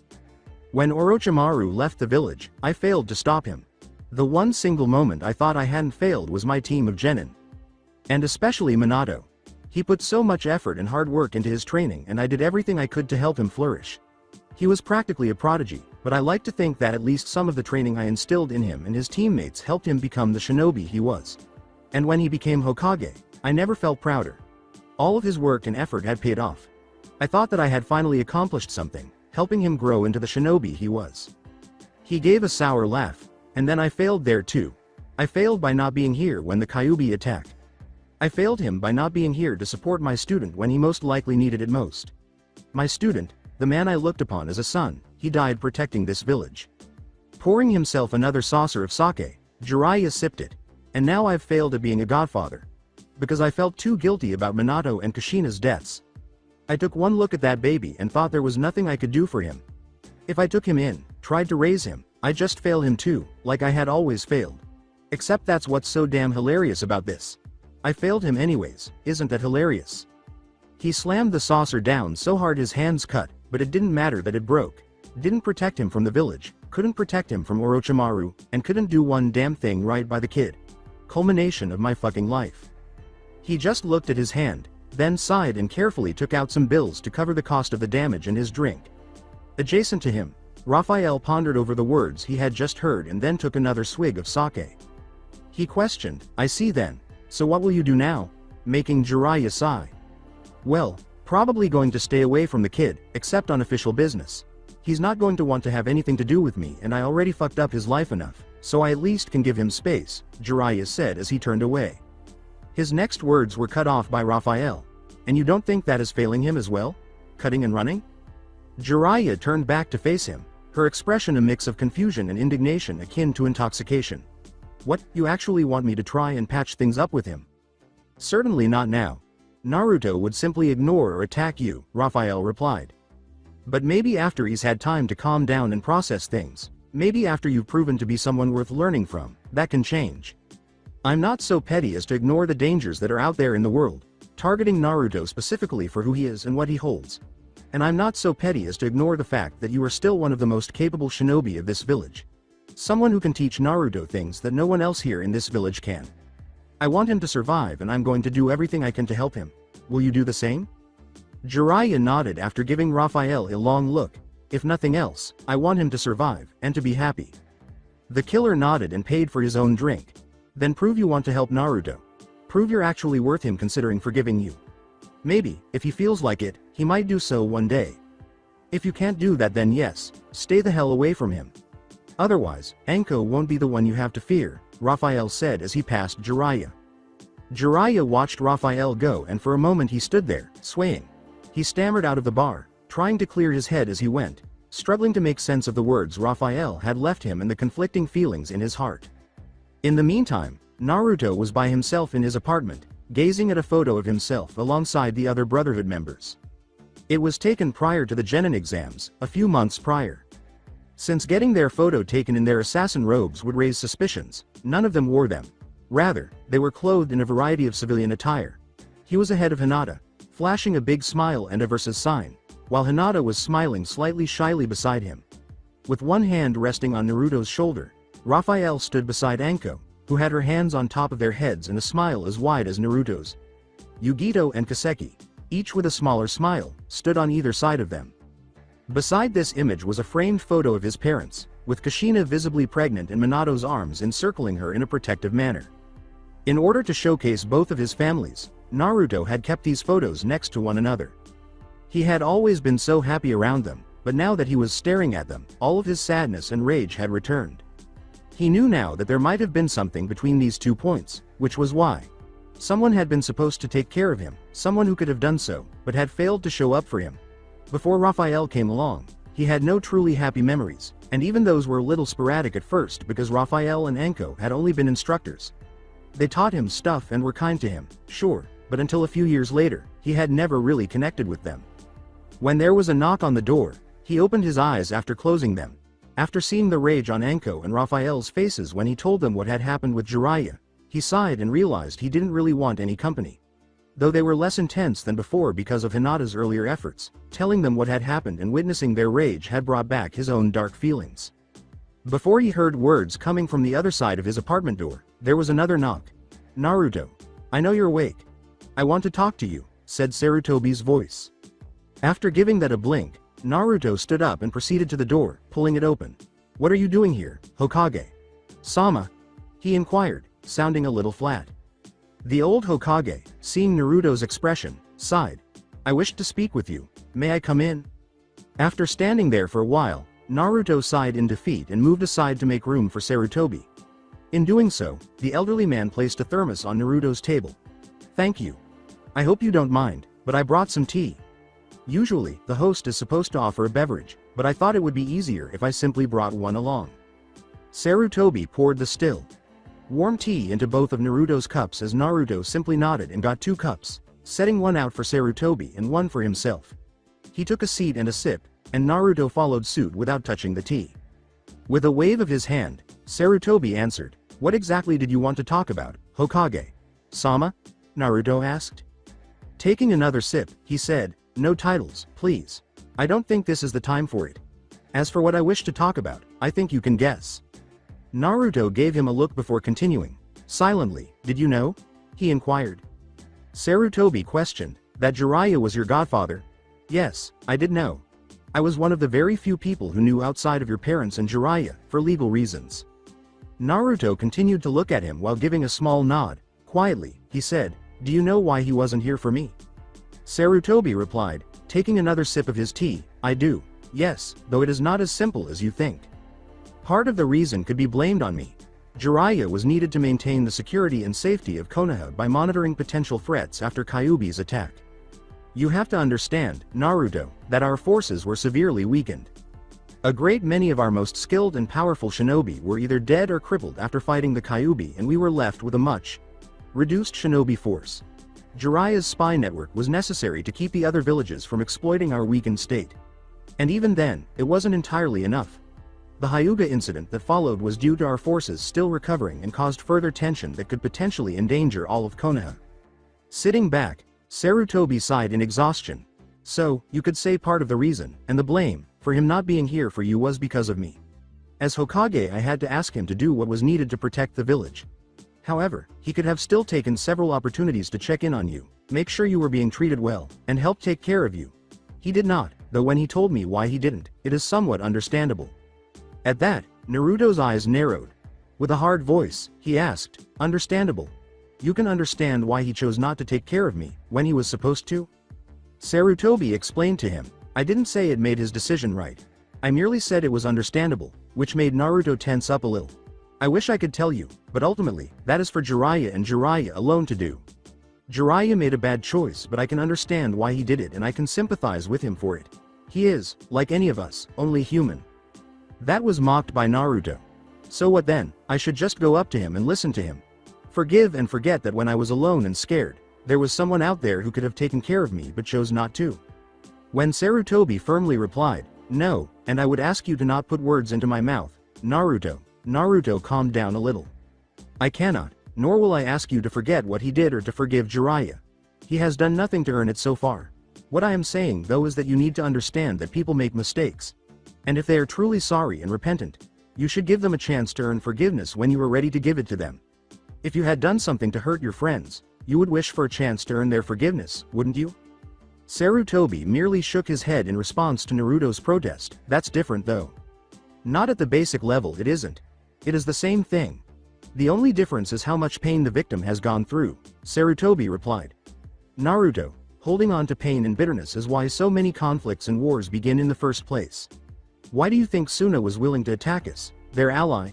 Because they were bitter over the favoritism their daimyo was showing us. Why do you think Orochimaru betrayed Konoha? He was bitter that he was passed up for the position of Hokage. He sat back, letting out a tired sigh. Again, I am not here to tell or ask you to forgive Jiraiya. I merely do not wish to see you poison yourself with anger and bitterness and lose yourself to the pain of the past. I am not saying you need to forgive Jiraiya. If you wish it, go your whole life without ever forgiving him. But at the very least, when you are ready, hear him out. And allow whatever pain and bitterness you feel to die before it poisons your soul and turns you into something you have no wish to be. The genin looked at him, shivering slightly before swallowing. I understand what you're saying, Oji-san. I can't say I'll be able to do that, or that I even want to agree with you, but I understand. Nodding, Sarutobi said. He slowly got to his feet and said, that is all I can ask for. I am sorry that you had to go through all this. I was hoping your days of pain and suffering were over, but such is life. It is full of misery, but also happiness. Naruto simply nodded while quietly sipping his tea. Was that all? If you are willing, I'd like for you to speak with Inoichi-san or another trained mental specialist.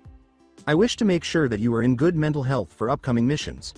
We need every shinobi to make sure Konoha gets back on its feet, and after what you've been through, I do not want you to have an emotional or mental break.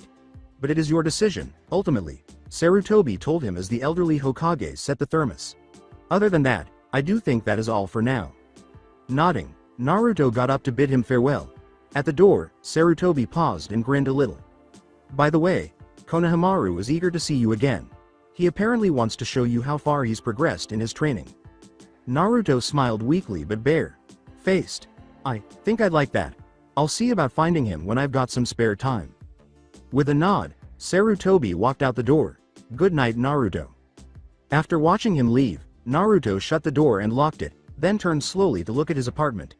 His ears are still ringing with Sarutobi's words, and his mind is reeling from them, its anger and anguish competing with it.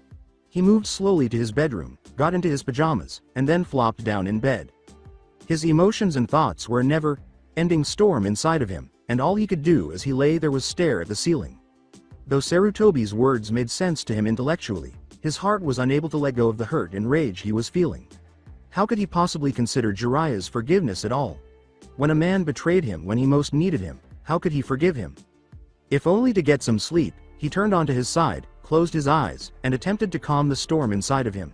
However, it would take him a considerable amount of time to fall asleep soundly, as his mind and heart continued to race with feelings and thoughts. Hinata smoothed out a wrinkle or two in the kimono she was wearing, maybe for the 5th or 6th time. Glancing up again, she saw the garden that had served as her childhood haven, a place she and her mother could go to escape the disdainful and disappointed looks from the various members of the Hyuga family. A location she hadn't visited since being expelled from the clan. With great care, she slipped her hands into the kimono's sleeves to make sure her hidden blade bracers remained in place. She didn't know what Hiashi and the Hyuga elders wanted from her, but she was certain that she wouldn't enter this place unaccompanied. In a building full of people who had mastered the art, her Juken style would only get her so far, and she was unable to bring any of her weapons with her, so her only line of defense would be the 2 blades. Besides the fact that she wasn't by herself, she turned to see Anko standing there, looking a little miffed about having to wear her own kimono. Although neither garment was particularly ornate or elaborate, they would still be functional for today's needs. Anko moved slightly, making sure her own hidden blades were in place. She said, clearly uncomfortable in the kimono. I hope this doesn't take too long. With a hint of mischief in her gaze, Hinata grinned at her. She teased, I'll bet Raphael-san would think you look amazing, which earned her a glower from Anko, who hardly stopped herself from hitting her student and ward to avoid giving Hinata a distressed appearance in front of the Hyuga. Anko's brown eyes darted up to Hinata's uncovered forehead, which revealed glimpses of the seal aside from her bangs. Hinata had gradually stopped wearing her typical bandanas after the Chunin exam finals. These days, her arm or neck served as her forehead protector more often. Anko could only grin at the indication that Hinata was putting the past behind her and no longer viewing the seal as a curse but as a symbol of her liberation. A female branch maid bowed to them as the door slid open, stealing the two out of their reverie. She stepped back and said, Hiashi. Sama is ready to see you now. With a slow step, the two of them entered the main audience room. Hinata stiffened a little because this had been the same room where her life had changed and her punishment had been announced. It was a very empty room now, unlike then. The clan elders and Hiashi, who was seated at the other end of the room, were the only people present. The Hokage sat with Hanabi and Hitomi in front of the elders. There were 2 primary family guards on each wall as the 4 stood guard in the room. With a slow step forward, Hinata tried to keep her confidence intact.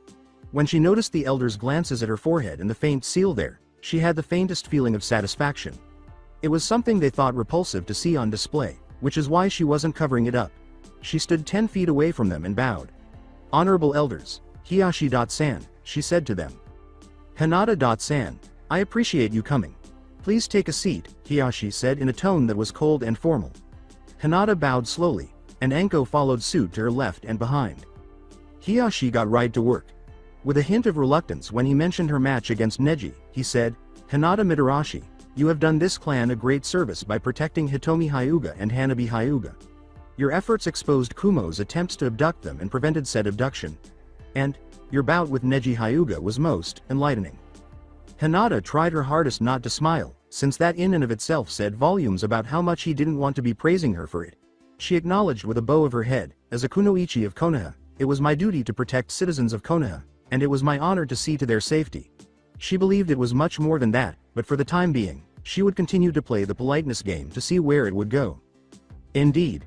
And we wish to repay your actions with the greatest reward we can offer. Hinata Mitarashi, formerly of the Hyuga clan, we extend an offer to let you rejoin the Hyuga," Hiashi said. A faint gasp came from behind her as Hanabi snapped her mouth shut in an attempt to gather herself. However, when Hitomi and she realized that Hinata was being offered a position back in the clan, their eyes widened. An opportunity for them to freely interact with one another and spend time together without fear of the clan looking on. Sensing that this was likely to be the outcome of this meeting, Sarutobi sat there indifferently. He was aware that the Hyuga would look for a means to repair their damaged reputation as a result of Hinata defeating Neji. The only 2 ways to accomplish this would be to either bring Hinata back into the clan and demonstrate her strength as a member of the Hyuga, or to have her soundly defeated by a Hyuga roughly equivalent to her level of skill and ability, thereby restoring their public image. He cast a quick glance Hinata's way and saw the young kunoichi groveling before the Hyuga clan's elders. Anko also kept a close eye on Hinata while trying her best to hide her reaction to the news. It was unexpected, but not wholly shocking. The leaders of the Hyuga clan were more politicians than shinobi, always seeking to further their own interests and those of their clan. She remained astonished that they would consent to a plan of action that effectively admitted they had made a mistake. They detested admitting weakness, which was what it was.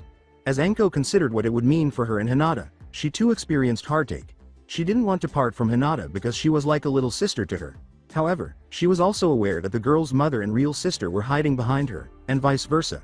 She did not want to watch Hinata's opportunity to be with them again be thwarted for her personal gain. Sitting there, Hinata observed the elders with wide eyes. Every one of their faces was a mask of indifference, trained to conceal nothing.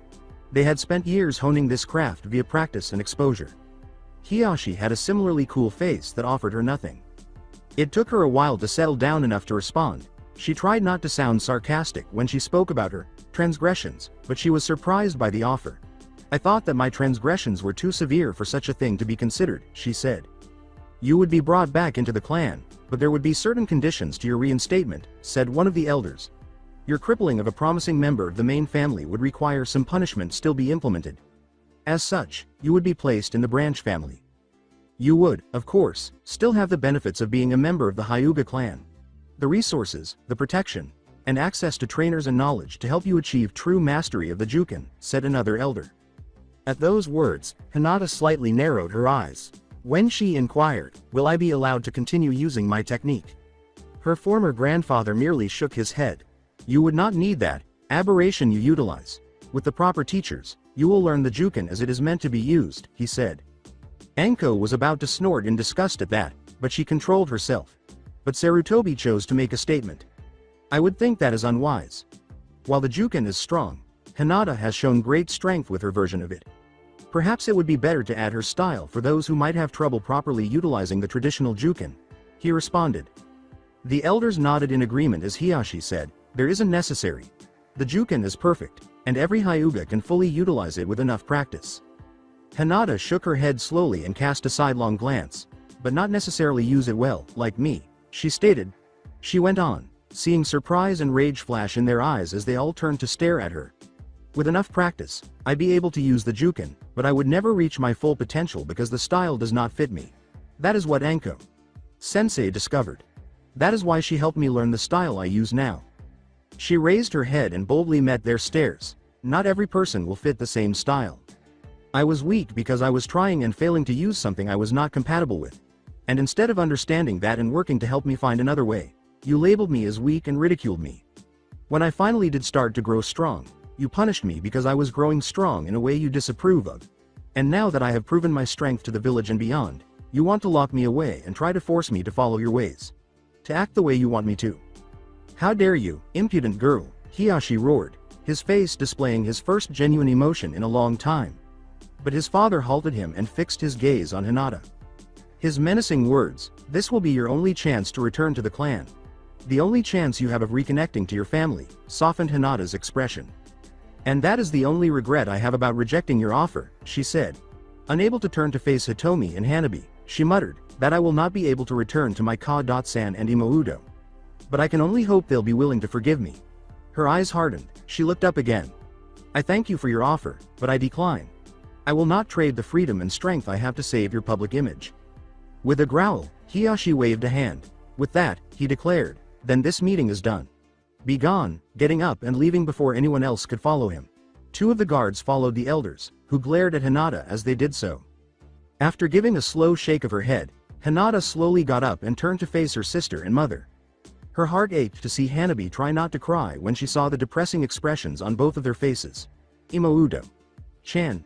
I'm sorry," Hinata uttered in a quiet voice. With a sniffle, Hanabi charged forward to give her a hug. Hitomi moved to join Hinata, who gasped in surprise and gave Hanabi a grateful hug. With a gentle voice, Hitomi told her, "There's nothing to forgive. They would have trapped you here and broken you. I would rather see you free and happy than locked away and broken." With the tiniest nod, Hinata turned to face Hanabi. She gave Hanabi a gentle head stroke and said, "You keep growing strong, okay Hanabi? You're going to be clan head one day," drawing the young Hyuga's attention to her. I will go see Ne-chan," she stammered. And when I do, I'll make the clan better. I'll make it a place where we can all be happy. And I'll bring you back to the clan." Hinata gave that a small smile. She continued, making Hanabi sniffle and giggle and bury her face in her again. "I'm sure you'll make the clan strong and happy. And I'll be proud to call you Hanabi-sama one day," she said. After a short while, one of the two guards that were still on duty finally said something. He said, "Sincerest apologies, but it is time for the guests to leave," which made Hanabi stutter and cry a little bit. As the two guards led Anko and Sarutobi out the door, Hinata withdrew and moved to join them. Sarutobi sighed quietly outside. "Well, that was a waste of time," he said, taking out his pipe and lighting it. He took a few moments to puff on it and then turned to Hinata. "I am sorry you had to go through that, Hinata. But I believe you made the right call." "I'm grateful, Hokage-sama," Hinata bowed. "I feel relieved. I think I needed to confront them," she stated. "I'm glad to hear that," Sarutobi said, grinning slightly. "I am glad to see you've grown into a strong kunoichi. It warms my heart to see how far you and Naruto have come." With a simple smile, Hinata bowed once more before the elderly Hokage left, leaving Hinata and Anko behind. At that moment, the little girl finally sagged a little, letting out a breath as Anko gently pushed her ward against her side. "Well, how about we go get a treat after we get out of these get-ups?" grinned Anko. "Something to celebrate sticking it to those stuck-up assholes?" Hinata smiled as she looked up at her. "Yes, please," she uttered. "And, I'd also like your help with something," she continued. Surprised, Anko blinked but nodded. She grinned broadly and said, "Okay, then let's get going. Dango and cinnamon rolls are waiting for us." In another place, Tsunade inhaled deeply as she walked up to Inoichi Yamanaka's office. In addition to being one of the chief informants and interrogators in the village, he and a few other clan members also performed the vital function of therapists in a community full of people who killed and were in danger of dying almost every day. Given the number of wounds, near-death encounters, and friend or loved one losses, it was thought to be crucial that all shinobi have regular psychological and emotional assessments to make sure they weren't developing mental or emotional instability. She was here to help Tsunade make appointments so that she could get treatment for her fear of blood and her grief over lost loved ones. If she wanted to live up to her reputation as one of the greatest medical ninjas the world had ever seen, the latter was particularly crucial. Naruto emerged from Inoichi's office as she got closer and the door opened. When they noticed one another, the two stopped. She questioned, "Gaki? Everything okay? Naruto gave a flimsy smile and nodded. Yeah. I was just getting some things off my chest. Hokage. Sama suggested I speak to Inoichi-san after what happened. Behind him materialized Inoichi. He said, remember Naruto-san, next week at 2. We'll see how things go from there, and then he raised his head. Tsunade-san, welcome. She said, thank you, Inoichi-san, and Naruto hurried away. I was hoping to talk to you about seeking treatments centered around a certain problem I've developed. He stepped back into his office to let her in and said, I see then. Please come in, and we'll see what we can do. In the meantime, Naruto moved in the direction of the assassin warehouse. Now that they were all back in Konoha and had left the hospital, Raphael had asked for a meeting without delay. Raphael's sources had been leaking information, and now was the moment for the assassins to resume operations. Soon after, Naruto reached the warehouse, entering covertly once he was certain no one was around. He felt a wave of relief sweep over him as he looked around. Returning to this place and his family helped him forget some of the pain and anger he had felt since learning that Jiraiya was actually his godfather. He shut his eyes for a brief moment, then opened them to let Raphael in. I guess you're the first one here, Naruto. He grinned and walked over to the blonde genin. How are you feeling? Naruto nodded slightly to him. He said, better. I don't know if I'd say I'm feeling good, but I'm better. But when Raphael ruffled his hair, he started to complain a little. However, his complaint was incredibly petty because he secretly enjoyed the comfortable gesture. Raphael moved to the desk and started going through the files right away. Well, it's good to have you back. For now, why don't you get some training in while we wait for the others, she said. Naruto gave a nod and then proceeded to practice his taijutsu on a training dummy, hitting it with several jabs and hooks. Raphael watched Naruto for a short while before turning his attention back to the files. A few minutes later, the warehouse door opened, and Yugito came in, grinning slightly at Naruto. There you are, she said, walking over. Too busy to come let me know you were back in the village? Naruto shot a quick smile at Yugito as he looked up. I apologize, I was distracted by certain things, he said, letting her give him a hug in return. How have you been? Yugito sat down in a chair to watch Naruto train. Busy. Between my missions as a kunoichi, meeting up with a few of Raphael San's spies, and advising Hokage Sama regarding Kumo. I've been swamped, Yugito said. Thankfully, things are starting to calm down a bit. Turning back to the dummy, Naruto asked, and how's Iruka? Sensei. This implied that he was blind to Yugito's blush. She tried not to think about how she had been lying in Iruka's bed that very morning, cuddling up to him after a passionate night of sex. He's doing fine. We're doing fine, she remarked. It had been a very romantic evening spent by her and Iruka. Given how fantastic the date had gone, Yugito had made the decision to initiate contact in an attempt to further their relationship. After a few hours, the two were wrapped up in each other's warm embrace, still glowing from their first kiss. She shook her head, unable to shake the images of last night as she watched Naruto attack the dummy, his offensive focus seemingly unwavering. She saw that he was hitting it with a little more force than normal, and she narrowed her eyes. She teased, everything okay? Did that dummy do something bad? Shaking his head, Naruto concentrated. He gritted his teeth and said, no, just got some stuff to work through, trying to shake the image of Jiraiya's face in place of the dummy's head. Before Yugito could question him about it, she caught a glimpse of Raphael moving his hand in the corner of her eye. She noticed he was shaking his head when she turned to face him. She frowned and made the decision to find out later. Kaseki entered next, nodding to each of them as she took a seat. She blinked at Naruto's training, then looked at Yugito, who shrugged and gestured silently to Raphael. With a sigh, their mentor shook his head once more, promising to tell them later. Fortunately, Anko and Hinata showed up soon after, each savoring their favorite sugary snacks. Anko stated, I still don't understand why you won't try dango. It's so obviously better, in between mouthfuls of the dumplings on skewers. Because the extra taste of cinnamon in cinnamon rolls balances the sweetness, Hinata snapped back, licking her fingers. Now, both of them were dressed more cozily in their assassin robes. Hearing them come in, Naruto looked up and gave them a small smile before approaching. Glad of the diversion, he asked, Hinata. Chan, how did it go with the Hyuga? Is everything okay? With a smile, Hinata nodded to him. Yes, everything is fine. The Hyuga elders. They offered me a chance to return to the Hyuga clan. But only if I was willing to put myself completely under their thumb. So I turned them down, she told the other women. This is my clan now. Before Raphael cleared his throat, they were all touched by her words and grinned at her. "Well, now that we're all here, it's about time we got down to business," he replied. He gestured to the reports on his desk while everyone settled in.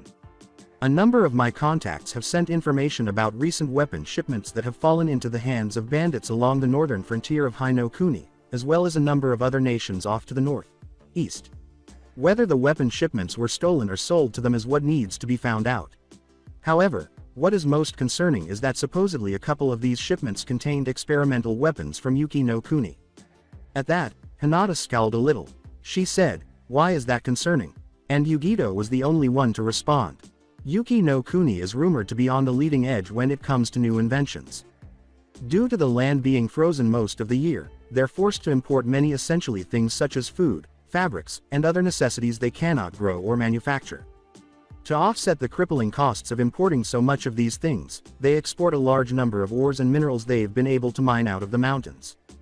However, that alone is not enough since they must compete with Tsuchi no Kuni in that market. The previous daimyo, Sosetsu Kazuhana, began funding the creation of a number of new technologies that could help his country before he was overthrown and killed by his brother, Dodo Kazuhana. Since then, Dodo has continued funding the development of new technologies but has focused more on developing weapons and other military-based equipment. I know that Kumo tried several times to steal some of their technology, but the shinobi of Yuki have proven capable enough to fend off the infiltrators. I'm sure other villages have tried the same. Which is why this will be our next major investigation, said Raphael. If the bandits stole the weapons, they need to be taken down. If they were sold to the bandits, it could be Dodo's attempt to destabilize the other shinobi villages in a prelude to war. Or, our mysterious organization that Gato was a part of might be taking part in this as well. We know already that Gato was attempting to infiltrate and perhaps weaken some of the other shinobi villages. What we've gathered from his files indicates he was working for some organization that has designs on the elemental nations. Therefore it's important that we uncover the truth behind these weapons and if they're part of a larger scheme. With a sigh, he took a seat. Sadly, it's not going to be that easy. For the moment, we cannot really spare anyone to investigate. Both Anko and I are currently still recovering from our injuries. Even if we weren't, that would leave only me to investigate as the rest of you are required here in the village while Konoha is rebuilding. I doubt very much Hokage Sama would be able to allow any of you time to investigate this. This brings me to the second order of business, expansion. At that moment, they all shifted in their seats and turned to face one another. At last, Kaseki questioned, "You mean bringing in other assassins here?" "No, I mean establishing new Brotherhood chapters elsewhere," Raphael replied. "Outside of us, the only other assassin is Muke, who patrols the waters between the mainland and the island nations. He has been keeping an eye on Kurigakure no Sato and Mizu no Kuni, and so we cannot pull him away from that. I believe that we may soon need to recruit more members in other lands to expand our influence and our capability to handle situations across the elemental nations." "But how would we do that? I mean, outside of yourself, we can't really just stroll into other villages and start recruiting new people," Naruto replied quietly. "They wouldn't take kindly to foreign shinobi doing that." "You're right, I'd have to be the one who does the initial recruiting. But all of you could still help," Raphael said. "I would most likely bring back a few promising recruits here for training, at which point all of you would take part in training them to be assassins if I believe you're ready for that. In time I would return them to their home nations, where they would start their own assassin chapters. I would assign one of them to be the leader of their chapter, and they would report back to me." "Hokage Sama might not go for it. We'd essentially be bringing in potential spies to Konoha," Anko replied. "A detail that would need to be worked out. I have no intention of compromising Konoha. But as I said, I believe we're going to need the extra numbers to handle things," Raphael stated simply. "It is not something we need to start immediately, but it is something that needs to be done. However, I do want to hear your thoughts on this." Before Yugito spoke, there were a few quiet moments. "Where would you establish the new chapters? I doubt very much you'd be able to do so in the middle of the shinobi villages.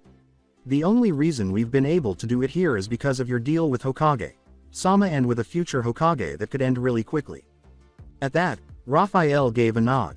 "The thought had occurred to me as well, which is why I'm planning to establish a safe house for us in the Hinokuni capital. We will be able to operate from there if our position here in Konoha is compromised. And I will do the same in other nations as well." "And who will you recruit?" I doubt you'll be able to get shinobi in the other nations, Kaseki replied. At that, the assassin mentor grinned a little. They are not the only ones who can be assassins. There are civilians, former soldiers, any number of non-shinobi individuals who can be skilled assassins. You just need to know where to look, she was told. It's not chakra that makes an assassin, it is stealth, discretion, skill, and commitment. Things that you don't need chakra to have. Though I'm sure it helps. As they considered his words, the others gave a slight nod. As it stands, all of this will still be in the planning stage. Actually beginning recruitment and expansion will take some time. But I do believe it is important that we contemplate the idea now and prepare for it, rather than waiting until it is too late. He surveyed them all around. As I said though, for the moment our main concern is getting back into action. I'll deliver the information I've gathered to Hokage Sama and we'll take it from there. For now, continue your training and await further instructions. With a collective nod, they adjourned the meeting. However, none of them made a move to depart, instead spreading out a little bit across the warehouse. As they started their training together, Hinata and Naruto were chatting, leaving the adults gathered together. Yugito met Raphael's gaze, hands resting on her hips. She said softly, "Okay, so now can I ask what's going on with Naruto?" Anko and Raphael exchanged a glance before the latter spoke. Naruto had a run-in with Orochimaru. It led to some problems between him and Jiraiya. Naruto's trying to work it out. Suffice to say, don't bring it up unless he does, because he's very emotional about it at the moment, she said while staring at Naruto. Concerned, Kaseki and Yugito turned to face Naruto, who was grinning while listening to Hinata discuss something. The two kunoichi then nodded. With her arms crossed, Yugito remarked, "I should still try to talk to him about his progress with Kyuubi. His emotional state could be a detriment to that." Raphael advised her to give him a day or two before acting on it. "We don't want to rush him into anything until he's had some time." Kaseki questioned Anko, who merely grinned, "And how is Hinata doing? I imagine facing the Hyuga elders and Hiashi wasn't easy."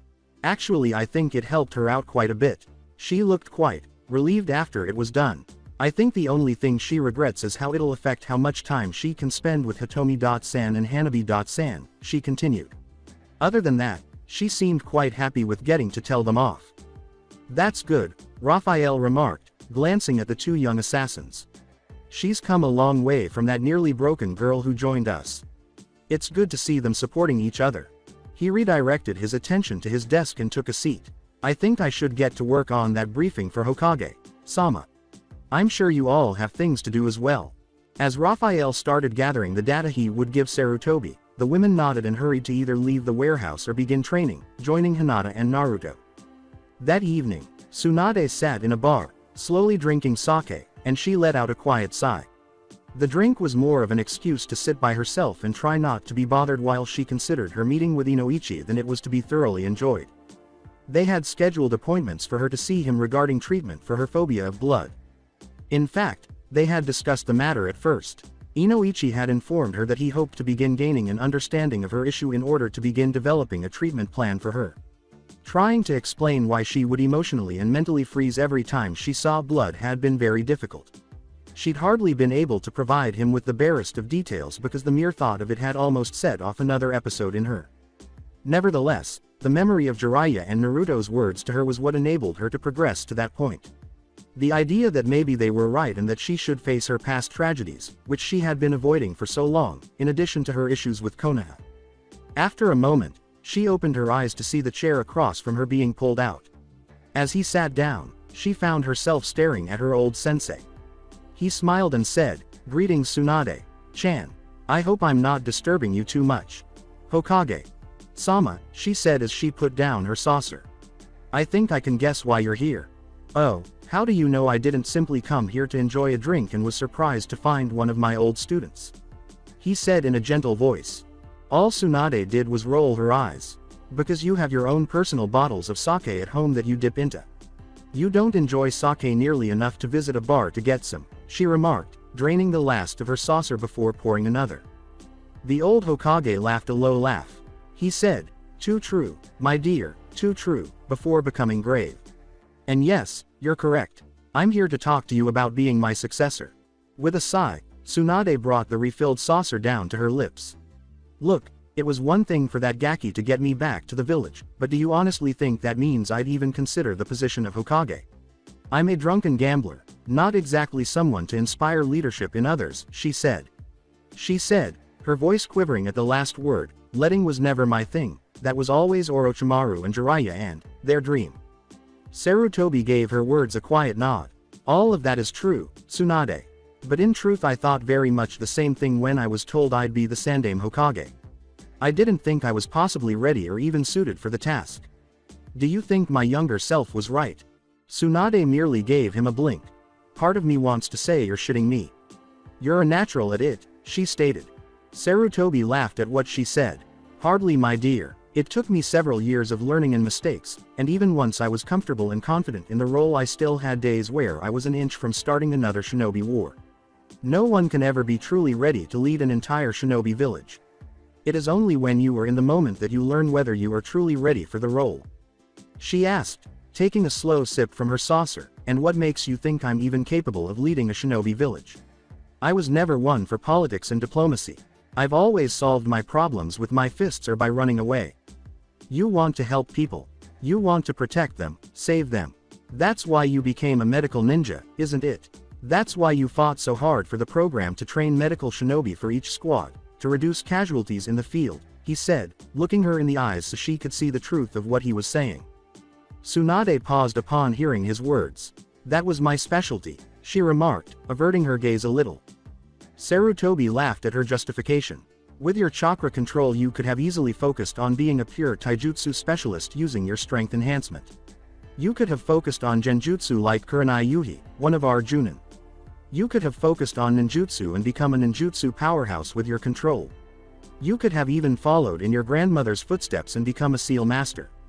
But you chose to focus on medical jutsu. Why? He inquired. Tsunade continued to look away before speaking at last. Due to my grandfather, she eventually uttered in a quiet voice.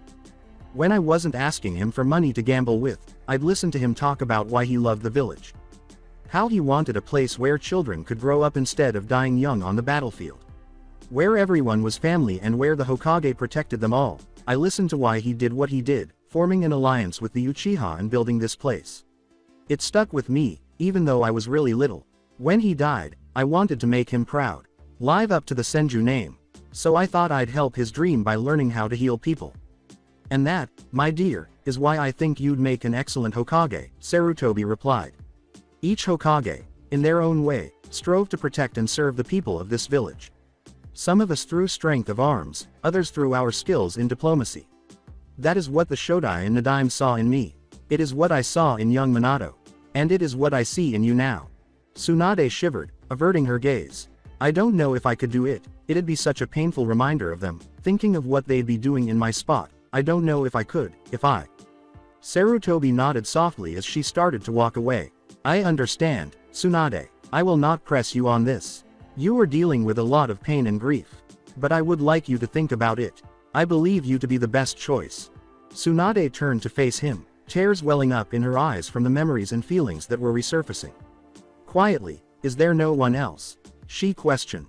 There is Jiraiya, but given recent events and his own usefulness outside of Konoha, I feel he'd be even more resistant to the idea of being Hokage than you are, Sarutobi stated. The only other choice would be Danzo. At that, Tsunade's eyes narrowed just a tiny bit. She questioned, aware of the man's reputation, why him? She knew he was a great tactician and leader, but he was also the furthest thing from what Sarutobi had said made an ideal Hokage. Because sadly, there is no one else with enough experience and skill to lead while still being able to fight. My former teammates are both incapable of fighting, while Danzo has done his best to keep his skills sharp. Anyone younger simply doesn't have the experience yet to take this position. The best choices after Danzo are Shikaku Nara and Kakashi Hatake, and I don't believe either is ready yet, he stated. With a hint of anger in her voice, she questioned, is this you trying to push my decision?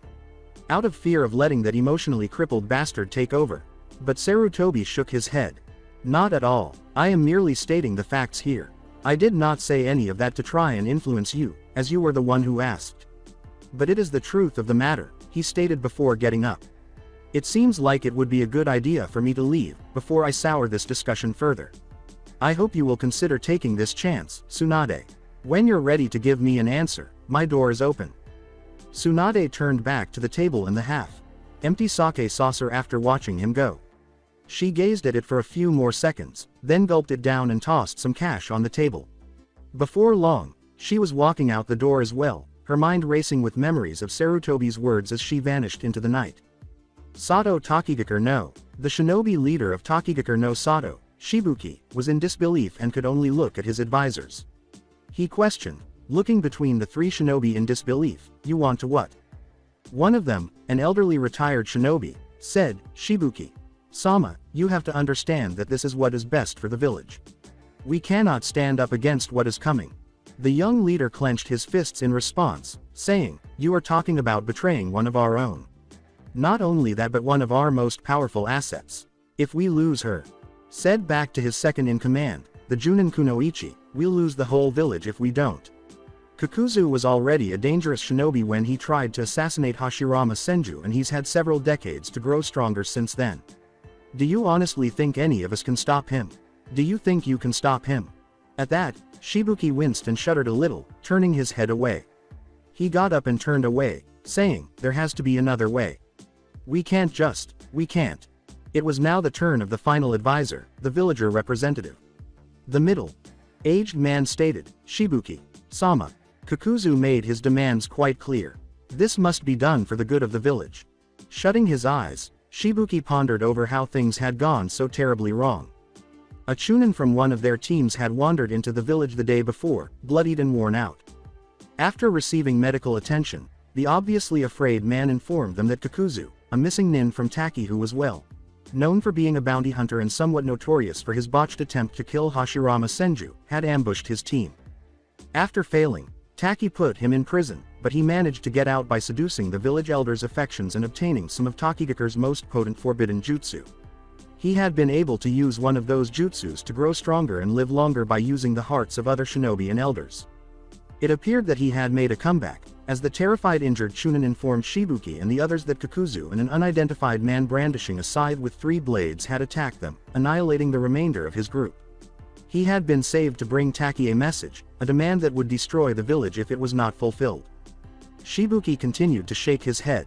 "Our strongest shinobi could stop Kakuzu if they used the hero water," Shibuki remarked, alluding to their village's relic. The village was constructed around a tree that produced this unique liquid that was infused with chakras. If consumed, it could boost a person's chakra potency tenfold, but at the expense of a much shorter lifespan, if not death altogether.